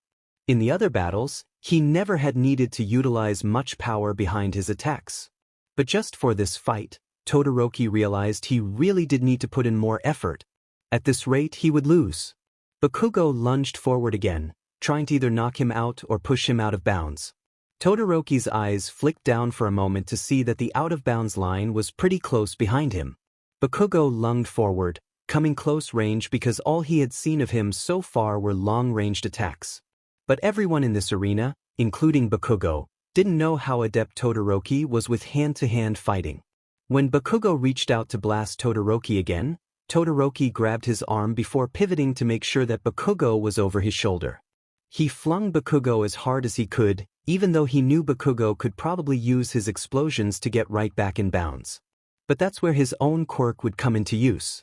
He would, for the first time, showcase something he had never shown the rest of his classmates before. Is this good enough for you guys? Flying through the air, Bakugo raised his hands and ready to maneuver his way back into the arena, but a bright blaze of light from the corner of his eye made him peek, just for a second. You wanted me to use my flames, didn't you? Bakugo's eyes widened as Todoroki, with half of him glowing in full glory with his flames that represented the Todoroki name. Are you finally going to come at me with your all? Todoroki flashed a bit of blue fire, testing out the temperatures while the left side of his shirt burned away. He would have to accommodate for that later. How much can you truly withstand, Bakugo? A wave of fire torpedoed its way to Bakugo's right side, causing him to angle his palms carefully to both get away from the flames to not set off any explosions while maneuvering back into the arena simultaneously. But Todoroki was observant, even without any eyes that held terrible power. You're avoiding my fire with your palms specifically, aren't you? Bakugo growled while Todoroki, to the gasps of many classmates, smirked right back at him. Avoid this. Todoroki had never showcased his full potential with all of his skills, with his quirk, with his agility, with his ease to beat someone hand to hand. He wanted to show off just this once. After all, wouldn't it make his father proud? A tunnel of ice came from all sides at Bakugo, rendering him unable to move in any direction temporarily. Bakugo stepped around a little, looking for a possible opening. Back to using your ice, Icy Hot? However, the smirk Todoroki had on his face never had quite left. He raised his left hand to his mouth, igniting his hand while blowing air with his mouth. My signature. Fireball jutsu. It was directed straight towards Bakugo, who couldn't escape with his sides surrounded by thick ice that would take Bakugo some time to blast through. He desperately raised his arms to defend, because that was just who he was, someone who would rather die than give up to someone. In any other case, he might have been able to persevere and eventually win, but against Todoroki, this would be his downfall. A drop of nitroglycerin sweat touched the fire. A loud explosion instantly occurred, temporarily throwing Todoroki off, who hadn't been expecting this. Did Bakugo have a plan after all, another trump card to keep their fight going? The smoke cleared, revealing a battered Bakugo with slightly burned arms outside the arena, most of the damage having come from the loud explosion that they both had accidentally set off. Todoroki had won. He had given everyone a flashy fight, and he had given his father the flames. It was over, he thought, along with the instantaneous uproar that came from the crowds, cheering with amazement of how the battle had turned a complete 180 from a boring, basic fight to one that would be told over and over again for many years. Todoroki had won. The aftermath was relatively quick. Bakugo had luckily woke up quickly. Todoroki had been scared for a while that he might have gone too far with his battle with Bakugo, possibly soon facing legal repercussions. This wasn't a real mission or anything. This was a technically friendly spar between two students. Tokoyami and Ida were supposed to get third, although Ida had to leave for something. Bakugo grudgingly stood, quietly for once, at the second-place podium, while Todoroki stood in the first place. The first place that he would use to get back on track with his life instead of being a goalless child, wasting his years away. He would become a true shinobi hero, one that he was meant to be from BGMI. All Might was giving out the medals as the #1 hero, quite obviously. He leaned in to say something though. I believe that your moves were risky, but all that ends well does. Congratulations, Shuto Todoroki. All Might was doubting him too much. He was strong, stronger than many would ever imagine. I have more control over my quirk than you might think. All Might, taken aback, gave a little shake of his head that Todoroki couldn't quite discern if it was a yes or a no. It didn't really matter, Todoroki supposed. He didn't need All Might's approval. Bakugo never had been in complete danger of his fire either, as Todoroki could have easily receded the fire at a quick speed if Bakugo really had been in any real danger. He just hadn't accounted that Bakugo's sweat had been, well, explodable with his fire. It would just add up to Bakugo's experience anyway. It had ended okay too. The crowds cheered one last time before they walked back out of the stadium, silence enveloping them. Soon enough, the door of the classroom was right in front of them, and Todoroki rolled it open. All of his classmates turned and stared at them, the silence elongating, Todoroki desperate for someone to break it. Good fight, icy hot. Todoroki turned to look at Bakugo incredulously, who shifted his balance a little. Todoroki smiled, which some classmates gasped at. Oh my gosh, he smiled for real this time. How could he look so appealing and be so strong at the S-dash? Do you know where you stand now, Bakugo? Bakugo's eyes widened, filling with pure anger and taking a step toward Todoroki before seeing Present Mike temporarily step inside the classroom, searching through a few files. Bakugo's hands shook, no doubt wanting to beat Todoroki up, even if it was going to lead to his loss. Bakugo glared at him one last time before plopping down on his seat, not wanting to try anything with Present Mike in the room. The breaths his classmates didn't know they were holding were released. Momo bounded up to him with a polite smile on her face. Todoroki-san, that was an amazing battle right there. You seem to use many tactics along with your quirk. Todoroki nodded. She probably meant his technique of throwing Bakugo. It wasn't too hard to execute though, with a bit of practice. Also, in the cavalry battle, you created a knife and used it with great accuracy. Todoroki nodded again. He strangely had the urge to tell Momo that it had been a kunai, although he decided against it. It didn't make a big difference anyway. You also seem to do very well in class, although I also do pretty well in academics too. Todoroki didn't really know where this was going with all these compliments. The last time someone complimented him so much was with Sakura, back when they were he really hoped that there wasn't any deeper meaning behind this. I was wondering if you could teach me how to fight better? I don't really have anything to give back to you, although if you do want something I could certainly do it. Todoroki blinked. Teach Momo? To fight? Was he supposed to be a teacher now? It's okay if you reject. I'm sure you have other things you need to do. I was just wondering if maybe. Just a little bit. Todoroki stared. What? Train. With you. Momo nodded, a little embarrassed by her request. Todoroki looked down at his feet. Momo was smart, but training with her wouldn't help him out much, would it? Tokoyami looked at the two of them before facing Todoroki, ping his head. You are very strong, Todoroki. You could probably teach everyone in this class a lot. Bakugo suddenly got up before slamming his palm on another desk. No way Icy Hot's going to train you, Ponytail. Bakugo slammed his palm down into a desk, nearly breaking it. Midoriya opened his mouth, maybe to ask to join them too, except Bakugo effectively shut him off by screaming at the rest of his classmates with his loud voice. Momo positively beamed. He could almost see the sun's rays coming off of her. Maybe we can train together, everyone. It would be an amazing class experience. He hadn't even agreed to train together, hadn't he? Todoroki opened his mouth to tell his classmates that he had agreed to no such thing when Aizawa walked in, ready to teach the class. He sighed. He would have to clear up the misunderstanding later. Now, what was he going to do with all of these agency offers? Todoroki yawned. Aizawa told them that they were considering creating dormitories, which Todoroki supported greatly. It would be nice to live away from home for once. It was around 11:30, but the sports festival had worn him out. Endeavor had merely congratulated him before he had a call for some hero work. He flopped onto the sofa, soon about to go to sleep. He believed he really deserved a break right now. Todoroki closed his eyes, allowing the darkness of sleep to overcome him. A while into sleep, his dreams started blurring with an inky color of blood.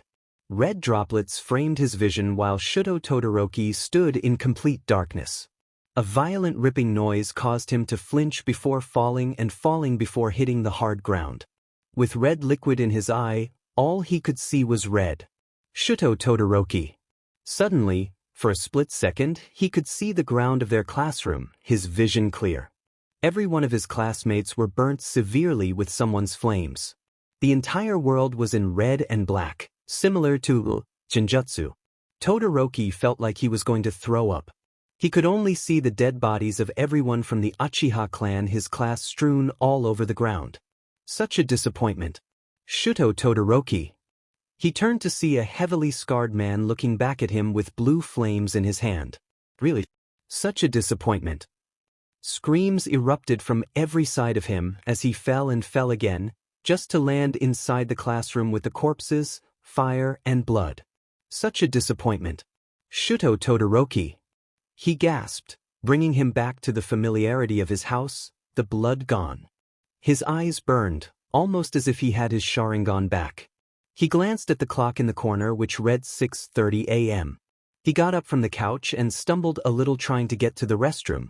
What had that been? Such a disappointment. Shuto Todoroki. Who had that been? Really? Such a disappointment. Todoroki opened the toilet seat, ready to throw up. But the need to hurl didn't seem to come. The man's flames were blue. Todoroki lifted his left side, looking at his orange fire that steadily burnt brighter and hotter until it changed color into a bright blue, just like the scarred man. Really? Who had that been? Unfortunately, fire quirks were relatively common, but seeing the damage done by the man, this fire quirk was stronger than most fire quirks. It was probably able to parallel his own. He could only see the strewn bodies everywhere, of his classmates that he had just fought and talked to, of his mother and father and cousins that should have had a life in front of them. Cold sweat beaded on his head while Todoroki's breaths became far too heavy and labred. He had just seen his classmates a few hours ago, alive and well. What he had just seen was fake. Fake. Curled up into a ball in his restroom, Todoroki breathed, trying to convince himself that everything he had just seen was fake. At around 7 in the morning, Fuyumi walked out of her room to see Shuto already awake. Shuto, you're already away. You usually wake up pretty early anyway, but this is the first time you've woken up earlier than me. Shudo blinked before turning to his older sister who just looked back at him. Shudo. Such a disappointment. Shudo Todoroki. Fuyumi. How many people in the region do you think has a blue fire quirk? Todoroki knew that his father expected him to work with him during his internships, but it couldn't hurt to scroll through his agency offers that were well over the number of he had to admit. Some of these offers were tempting. Some even offered him compensation for just an internship, even though money never really had been a problem for him. His control over his left side was already uncanny and nearly just as strong as Endeavor's, who had over 30 years of professional training with this quirk. Todoroki had needed to start from scratch in this new body, even if he could remember every technique he had learned before. It had just been a matter of remastering things quickly. Did he really need his father's help anymore? He sighed as he rolled his chair back, staring blankly at the computer screen that gleamed brightly inside the dark room, hovering his cursor over Endeavor's agency. There would be plenty of opportunities for different internships in his years to come. He supposed that the first could just start with somewhere familiar. The light click of his mouse reverberated through his room, indicating his decision was made. Momo, who had received quite a few offers, was choosing to intern with Wabami, with Bakugo choosing Best Jeanist. Some of his classmates who hadn't received any agency offers had to choose out of a few hero agencies who were willing to work with them. Midoriya seemed to be considering Gran Torino, while Mineta was thinking of Mountain Lady, although his reasoning seemed less than innocent. You're choosing your father's agency, Todoroki? Todoroki looked up to see Midoriya standing in front of him, peering at him curiously. Yes, I am. Midoriya ped his head a little, thinking. I saw that during your battle with Bakugo, your firepower seemed even stronger than your ice, and with just your right side you had defeated so many of us. Midoriya started to pace the room a little, mumbling quickly about something. Your quirk control must have been a result of a mix between a strong quirk, formal training, and lots of practice. Seeing how good you are with your quirk already, you must have been taught a lot by Endeavor. Your power seems really close to him already even though you're so young. Both fire and ice. Maybe you could make water if you pressed your hands together? So many possibilities. He quickly looked up before waving around his hands wildly. Wait, sorry for rambling, it's just that I'm going to Gran Torino to learn more about my quirk. Haha, I didn't really get any offers from anyone. He shrugged. Although had beat Midoriya at the sports festival, the guy seemed to have plenty of potential. If he somehow overcame his drawback of breaking his body every second, that was. Endeavor certainly had taught me a lot, and my control over both my quirk and my body is quite good. However, one thing Endeavor has over me is his experience as a hero. I was hoping to get a hold of what internships and hero work might really be with my father. Midoriya's eyes widened a little more with every word he said. Oh wow. Yeah, hero work probably really is foreign to us just yet. You've really thought this out, you're so cool. They both paused in silence for a while before Midoriya walked in circles wildly before mumbling a quick bye and running out the door, leaving Todoroki back at his desk. That was new. Patrols, Todoroki decided, were the worst part of a hero's regime. People mindlessly walked around, watching for crimes that didn't even happen most of the time. The most interesting thing that had happened so far was a cat stuck in a tree. Shudo, focus. This will be a large portion of your hero career. Todoroki resisted the urge to roll his eyes, opting to instead nod at Endeavor as approval. While Endeavor's rambling was always hard to listen to, he didn't want to hear it now, especially. Endeavor, please come over here. Todoroki blinked as he looked up from the ground to see a few other pro-heroes running up to surround his father. I believe we need your assistance over here. His father nodded, beckoning Todoroki to follow. A ding came from his phone, which Todoroki quickly checked. Midoriya, location sent. Momo, hello? Midoriya? Kaminari, is this an accidental text lol? Tokoyami, I believe so, there are no follow-ups. Todoroki blinked as he stared at the text. A location message? Surely Midoriya wasn't that inept with modern technology. Shudo, we're needed over here. He looked from Endeavor to his phone, torn at what to do. It most likely was an accident, but Todoroki didn't want to take any risks. He quickly turned to one of Endeavor's assistants trailing him, shoving his phone in the man's face. "Try checking in on this location." He handed the phone while the man blubbered a little before running off towards the location pin. It probably wasn't anything serious, probably just a misclick, but it was just a precaution in case if they needed help. No. There were strange monsters called Nomus that had entered the city for whatever reason there was. His father was fighting one of them, while Todoroki fended off another. It's Endeavor and his son. Didn't he win the sports festival? Was it really the time to be gossiping when they needed to be evacuating? Todoroki froze the Nomu at its feet before letting a sharp piece of ice pin the Nomu to the wall. It was unfortunate that he couldn't showcase his power like his father, who was a full-fledged hero, who was using his blue flames to make sure the head of a Nomu didn't grow back. Only if he had his license. At the moment, he could only assist Endeavor.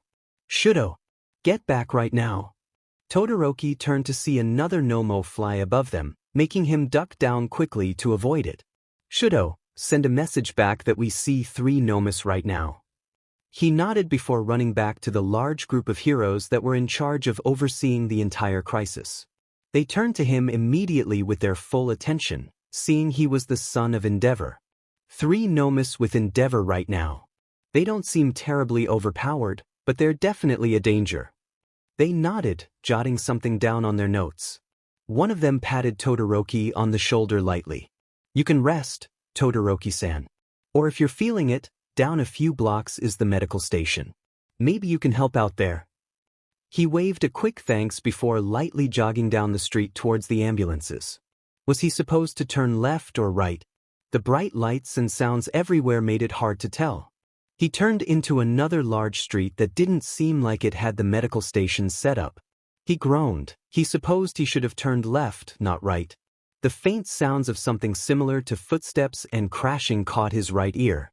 Todoroki turned, following the sound as he walked towards a small alleyway where the sounds of potential battle became louder. He could hear voices talking, he realized as he neared an alleyway. Didn't you say you were going to uphold your brother's honor? Todoroki blinked, peeking past the corner to see Ida, Midoriya, a pro hero, and the assistant he sent, all sprawled in various places over the ground, either struggling or unmoving. Standing above them was a man wielding blades that Todoroki had never seen before. And I will be defeating you, Stain. Ida's eyes seemed so full of hatred, face devoid of the regular orderly fashion he always wore.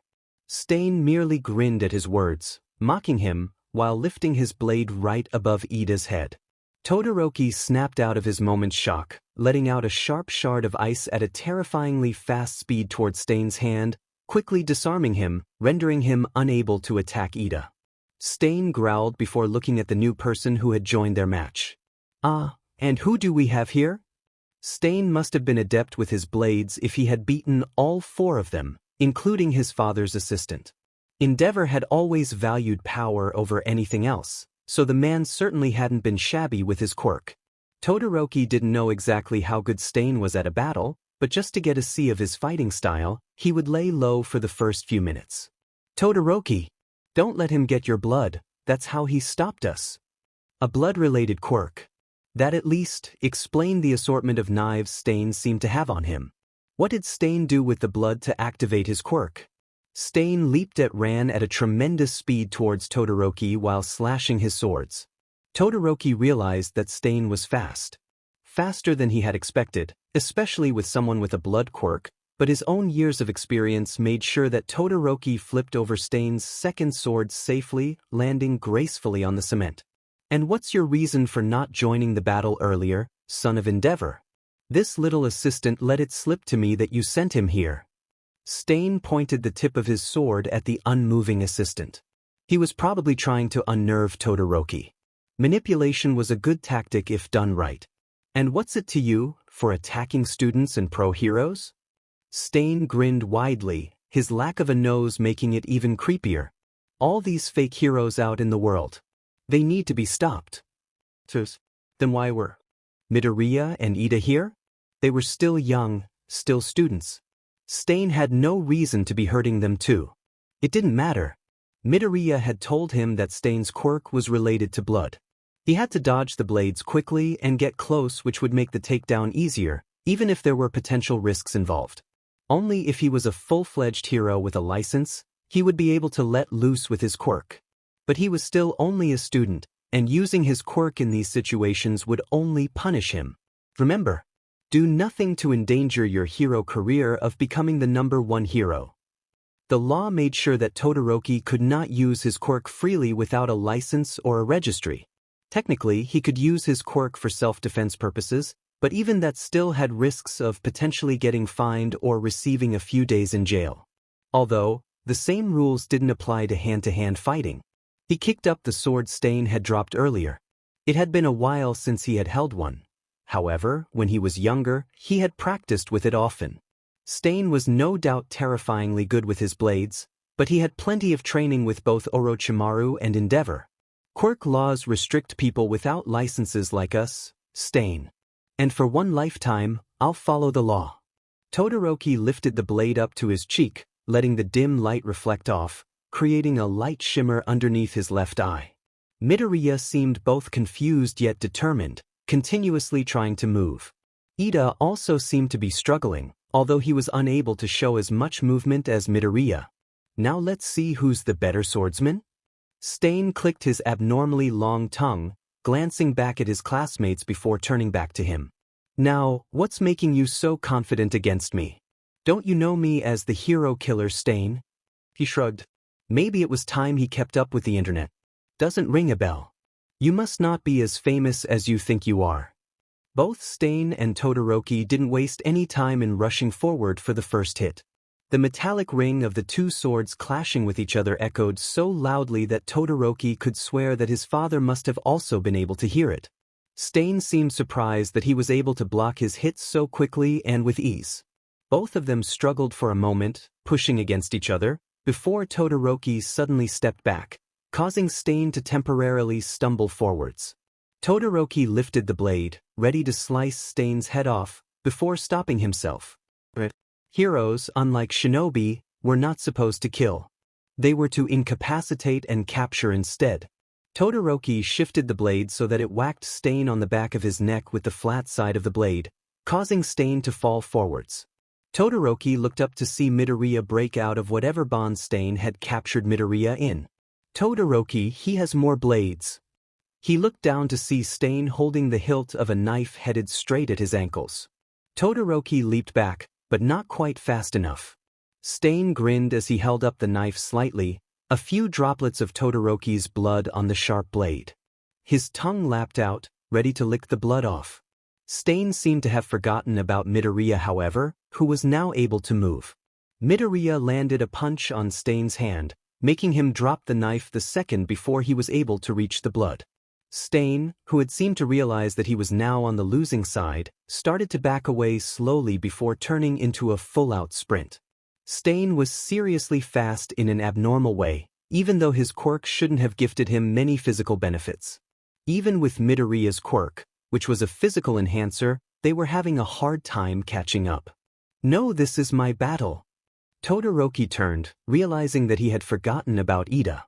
He would need to work on rescuing over battling for his heroics career, he mentally noted.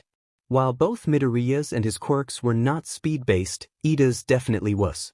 While using his engines to catch up to Stain, he grabbed both Todoroki and Midoriya in his arms while sprinting, quickly gaining on Stain. He would probably get chastised over this, Todoroki realized as he started to lift his right hand. If he had known he was going to eventually use his quirk, he would have used it before. But with his father backing him and potentially his classmates, a little quirk use couldn't hurt, could it? Todoroki wiggled a little out of Ida's grip while raising his right hand, letting out a jet of cold ice freeze Stain to the ground. He was probably going to get out of it sooner or later, but this was enough for them to catch up. This is my revenge for my brother, Ingenium. Revenge? What the hell had Ida been thinking, going after a villain? Ida raised his leg while safely dropping both Midoriya and Todoroki nearby before letting his engines loose, hitting Stain on the back of the head, instantly knocking him out with a loud smashing noise. Stain dropped to the ground, unmoving. The three of them breathed heavily from where they stood, making sure that Stain wasn't showing any signs of getting back up anytime soon. Ida dropped to his knees, hysterically laughing. Revenge for my brother, ingenium. Revenge indeed, Todoroki thought, while he watched Ida's engine sputter before going out. The aftermath was relatively simple for Todoroki. With his father by his side and his classmates' testimonies in his favor, the authorities allowed him to return home nearly right away. He received a warning along with a few compliments on taking down Stain. Ida, Midoriya, his father's assistant and the pro-hero he figured out was named Native stayed for more questioning. Todoroki had to admit he was worried for Ida. Midoriya had entered into the fight to defend Ida, so he most likely wouldn't be charged with any serious issues, but Ida's case was far more severe. Endeavor's glare bore into his face on the car ride home, and he knew exactly what was coming. What you did today was terribly reckless. We cannot have you compromising your hero career before it even starts. Todoroki fidgeted a little. He always felt a little small before Endeavor no matter how close the difference between their strength was. The car soon pulled up into their house, and Todoroki entered their home with Endeavor harshly pushing him to the dojo. I suppose I'll congratulate you on remembering the law, although loosely, and successfully taking down Stain. We'll need to work a little more on your reflexes though, right? Todoroki nodding, looking down at the clotted wound on his ankle while opening the door of the training room. He moved to one corner while his father moved to the other. Facing his father made a loose sense of nervousness rose inside him, but Todoroki forced it down. It would only hinder his performance. His father raised a hand ignited with fire, while Todoroki shifted, ready to dodge any second. Remember, you're training to become the #1 hero. Todoroki had to admit, the training session was probably one of his worst performances. The fireballs had been relentless, and without chakra running through his feet, he wasn't quite as agile anymore. He winced while he tightly wrapped the burns around his middle and arms. The bandaging was somewhat crude. Usually, Fuyumi would help him wrap up his wounds after particularly harsh sessions with his father. Luckily they weren't in places that were hard to hide, and his uniform would cover up most of the bandages and wounds. It gave him a nice marking though of where his progress was. He would need to work harder, he realized, if he was going to become #1. It was a good thing, he supposed, that he had chosen his father for the internship. If there was anyone that knew him well, it was his father. Todoroki could always depend on him to point out his flaws. He flipped over in his bed and sighed. Tomorrow he would go visit Midoriya and Ida to make sure they were all right. It would be a great time to have some change with something to look forward to. Todoroki woke up with pains and sores all over his body. It hurt, but it wasn't something he couldn't handle. He winced slightly as he got up to go downstairs for his breakfast. Fuyumi wasn't home today, so he was on his own. He settled for some simple onigiri he could make in mere minutes. He was already running short on time for the hospital visiting hours, so he needed to hurry up if he wanted time to chat with them. Shuto. With a half-eaten onigiri in his mouth, Todoroki turned to face his father, who was looking down at him with his overwhelming height. For once though, his father didn't look angry. His face looked more thoughtful. You're late, aren't you? Todoroki nodded before wincing again at a particularly sore spot underneath his ribs. Endeavor paused a moment, thinking. Your performance last night was less than what I usually expect of you. I want a better training session next time. Todoroki already knew this. Last night was disappointing, nowhere near acceptable if he was going to become a hero. If he could, he would have most likely spent the entirety of the weekend honing his hand-to-hand combat and agility. But today was a special day. He needed to know what the verdict was for each of his classmates. I promise I'll do better next time. Endeavor nodded before moving out of the way for Todoroki to bound out the door with a glint in his eye. Shuto, are you close friends with either of the two in the hospital? Todoroki stopped for a moment before shaking his head. He was roughly acquaintances, he supposed, if he put a label to their relationship. Maybe he was slightly closer to Midoriya than Ida, but not quite close enough for friendship. We're just classmates at the moment. Why do you ask? Endeavor shrugged, but Todoroki could swear he grimaced slightly. If his father was the one doing so, Something was very, very wrong. Endeavor, seeing the terrified look in Todoroki's eyes, shook his head. The two are in decent health, no need to worry about that. But just be ready for what they may tell you. His father's words had certainly been ominous. They were technically alive and well. What more could he need? The automatic doors of the hospital scooted open slowly, the inside of the building snow-white. A few people were waiting for something down in the main reception. Todoroki supposed he was also supposed to check in there, for Midoriya and Ida. The lady stationed there looked up at him and nodded even before he said anything. She pulled up a few files, clicking away with her mouse before writing his name on a card. Shuto Todoroki. Here for Midoriya and Ida, correct. He nodded. Being recognized in public did invade his privacy often, but in some situations, being somewhat famous brought in benefits. The receptionist explained the directions while handing him the visitor's card while Todoroki listened intently.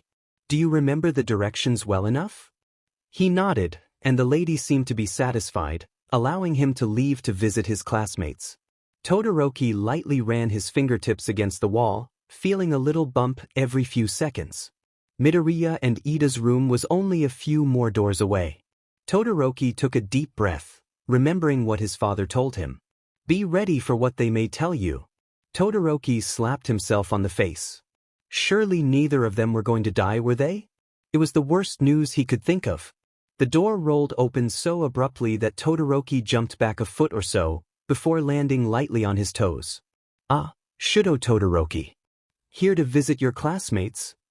3 men he didn't recognize were emerging from the room, one person who looked quite old, another with a scuba diving outfit, and a final person who seemed to have a mutant-type quirk that gave them the appearance of a dog.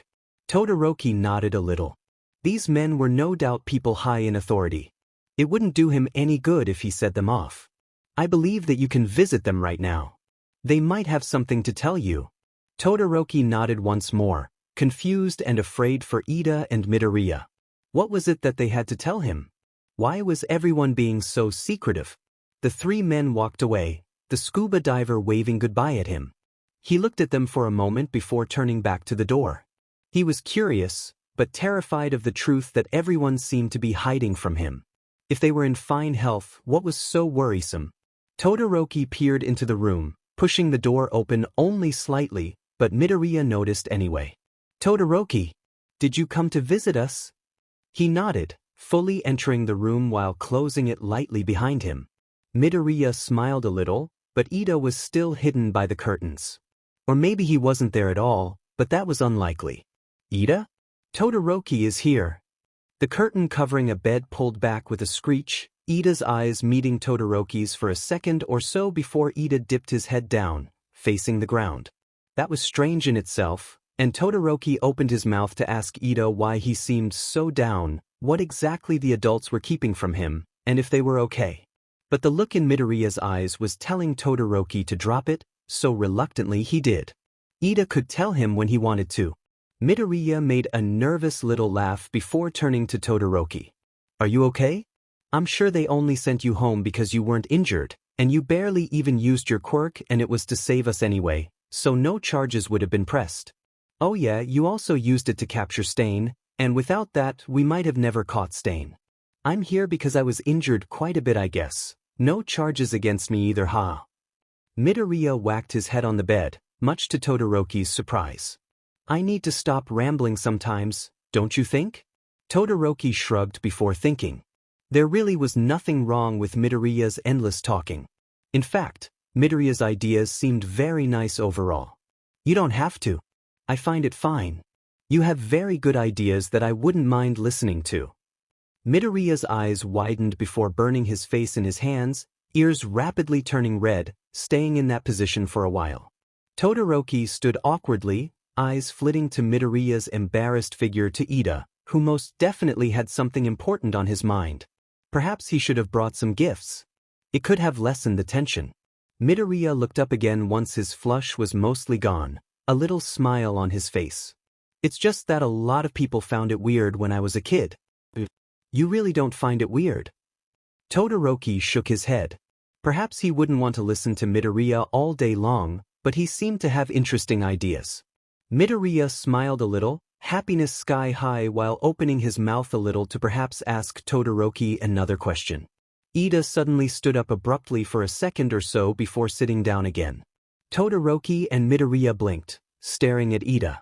Midoriya gave a few soft words of encouragement, to perhaps speak up.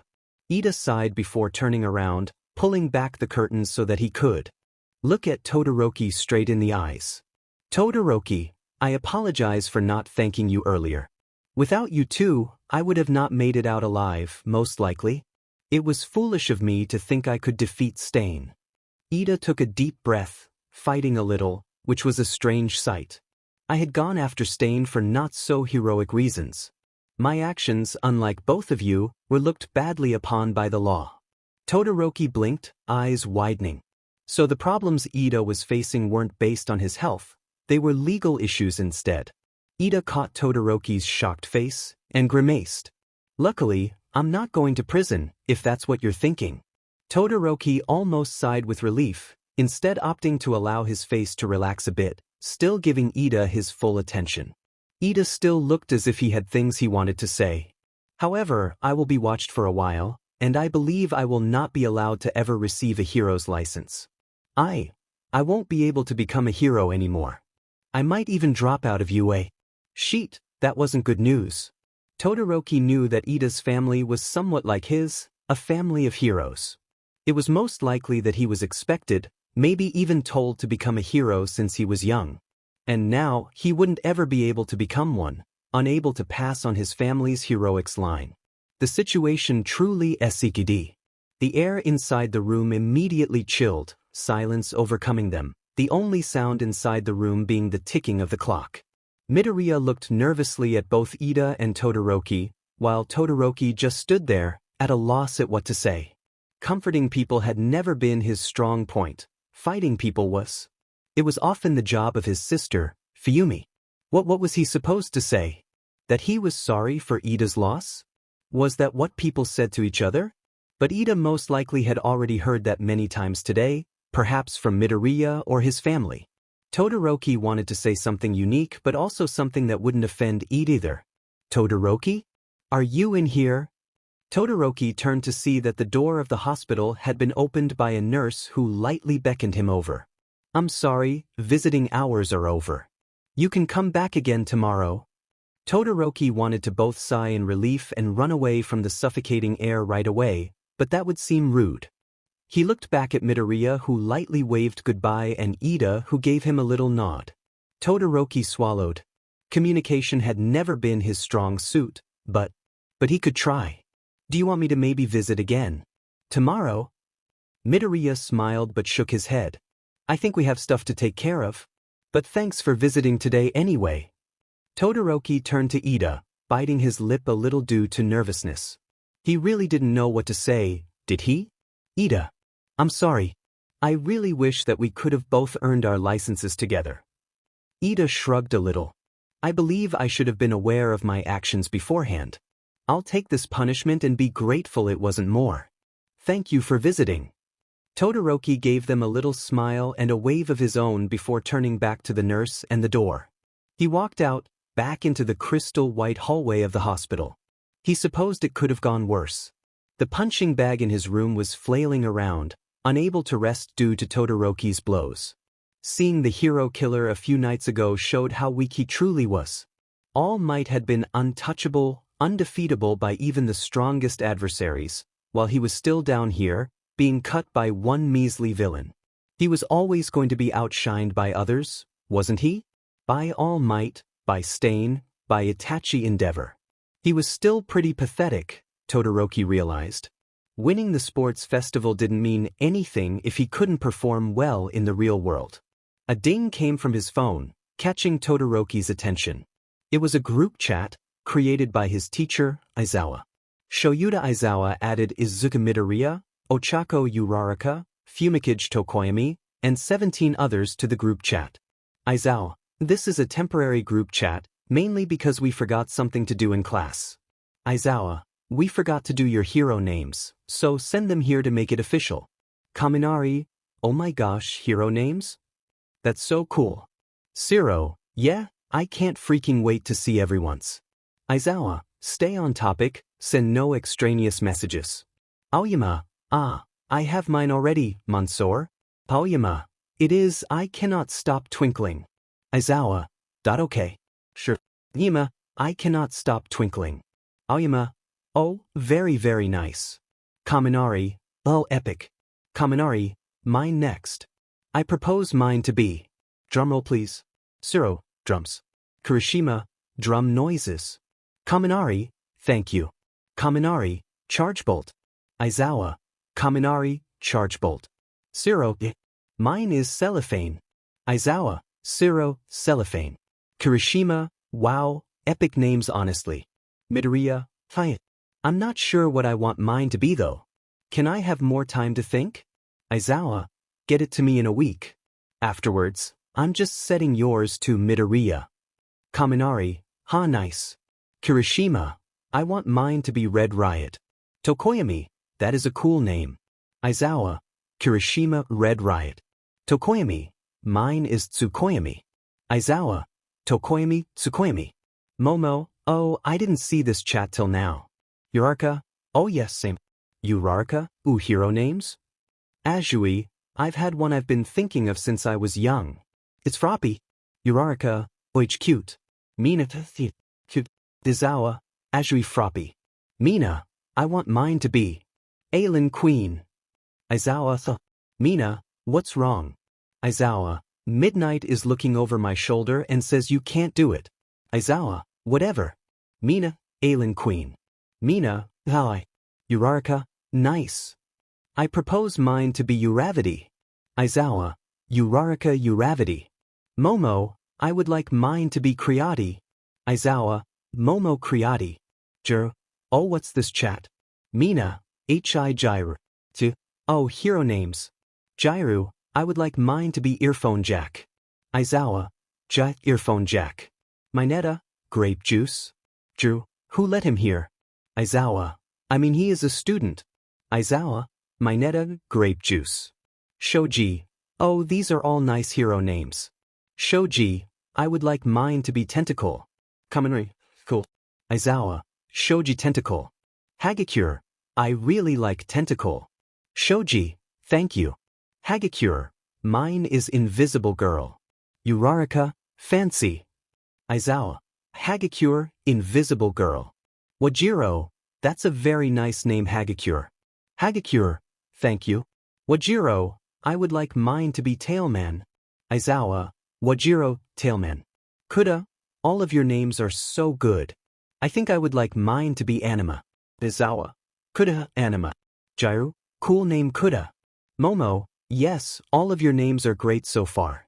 Azui, I think we have Satu, Ida, Bakugo, and Todoroki left now. Midoriya, Ida's going to do it later. He's still thinking.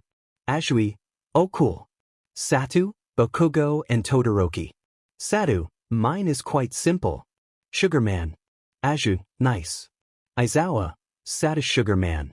Aizawa, where is Bakugo and Todoroki? Kirishima, let's spam them. Jiru, please no. Aizawa, Kaminari. Kuda, I believe they will get on when they see this message. Hopefully it's soon. Bakugo, who the f... Aizawa, no cussing Bakugo. Suro, Bakugo. Bakugo, hero names? Bakugo, Lord Explosion Murder. Momoto, how creative. Kaminari, I don't think that'll work Bakugo. Bakugo, who says? Aizawa. Bakugo, maybe we can tone it down a little. Bakugo, what's so Bakugo. Aizawa, don't cuss, and you have a week's time. Bakugo, why not Lord Explosion Mercer? Bakugo, murder. Aizawa, sorry no. Bakugo. Kaminari, no cussing. Aizawa, Todoroki, are you here? Todoroki. Momo, hello Todoroki. Todoroki, hi Momo. Kaminari, hero name quick. Todoroki, hero name? Todoroki. Azui, have you never thought of one before? Todoroki, yeah, I just realized it's never crossed my brain before. Siro, W. Todoroki, perhaps just Shudo would be sufficient. Bakugo, boring. Bakugo, I bet you can't beat mine. Bakugo, Lord Explosion Murder. Aizawa, no Lord Explosion Murder Bakugo. Todoroki, give me some time to think Bakugo. Juru, oh, those two are at it again. Tokoyami, they do seem to do so quite a bit. Yima, entertaining, right? Bujo, maybe. Todoroki. Todoroki, I got it. Kirishima, yeah? Tell us. Tokoyami, will Todoroki beat Bakugo in hero names? Hagakure, let's see. Todoroki, a somewhat tribute to my parents. Todoroki, Hellfrost. Midoriya, Zero, wait, that's epic. Aizawa, Todoroki Hellfrost. Juru, Bakugo, what's yours? Bakugo, shut up and let me think. Aizawa, deadline is a week. Bakugo, Kaminari, no Osenji. Todoroki sighed. He had come up with a few hero names before, Hellfrost, but they all were unsatisfactory.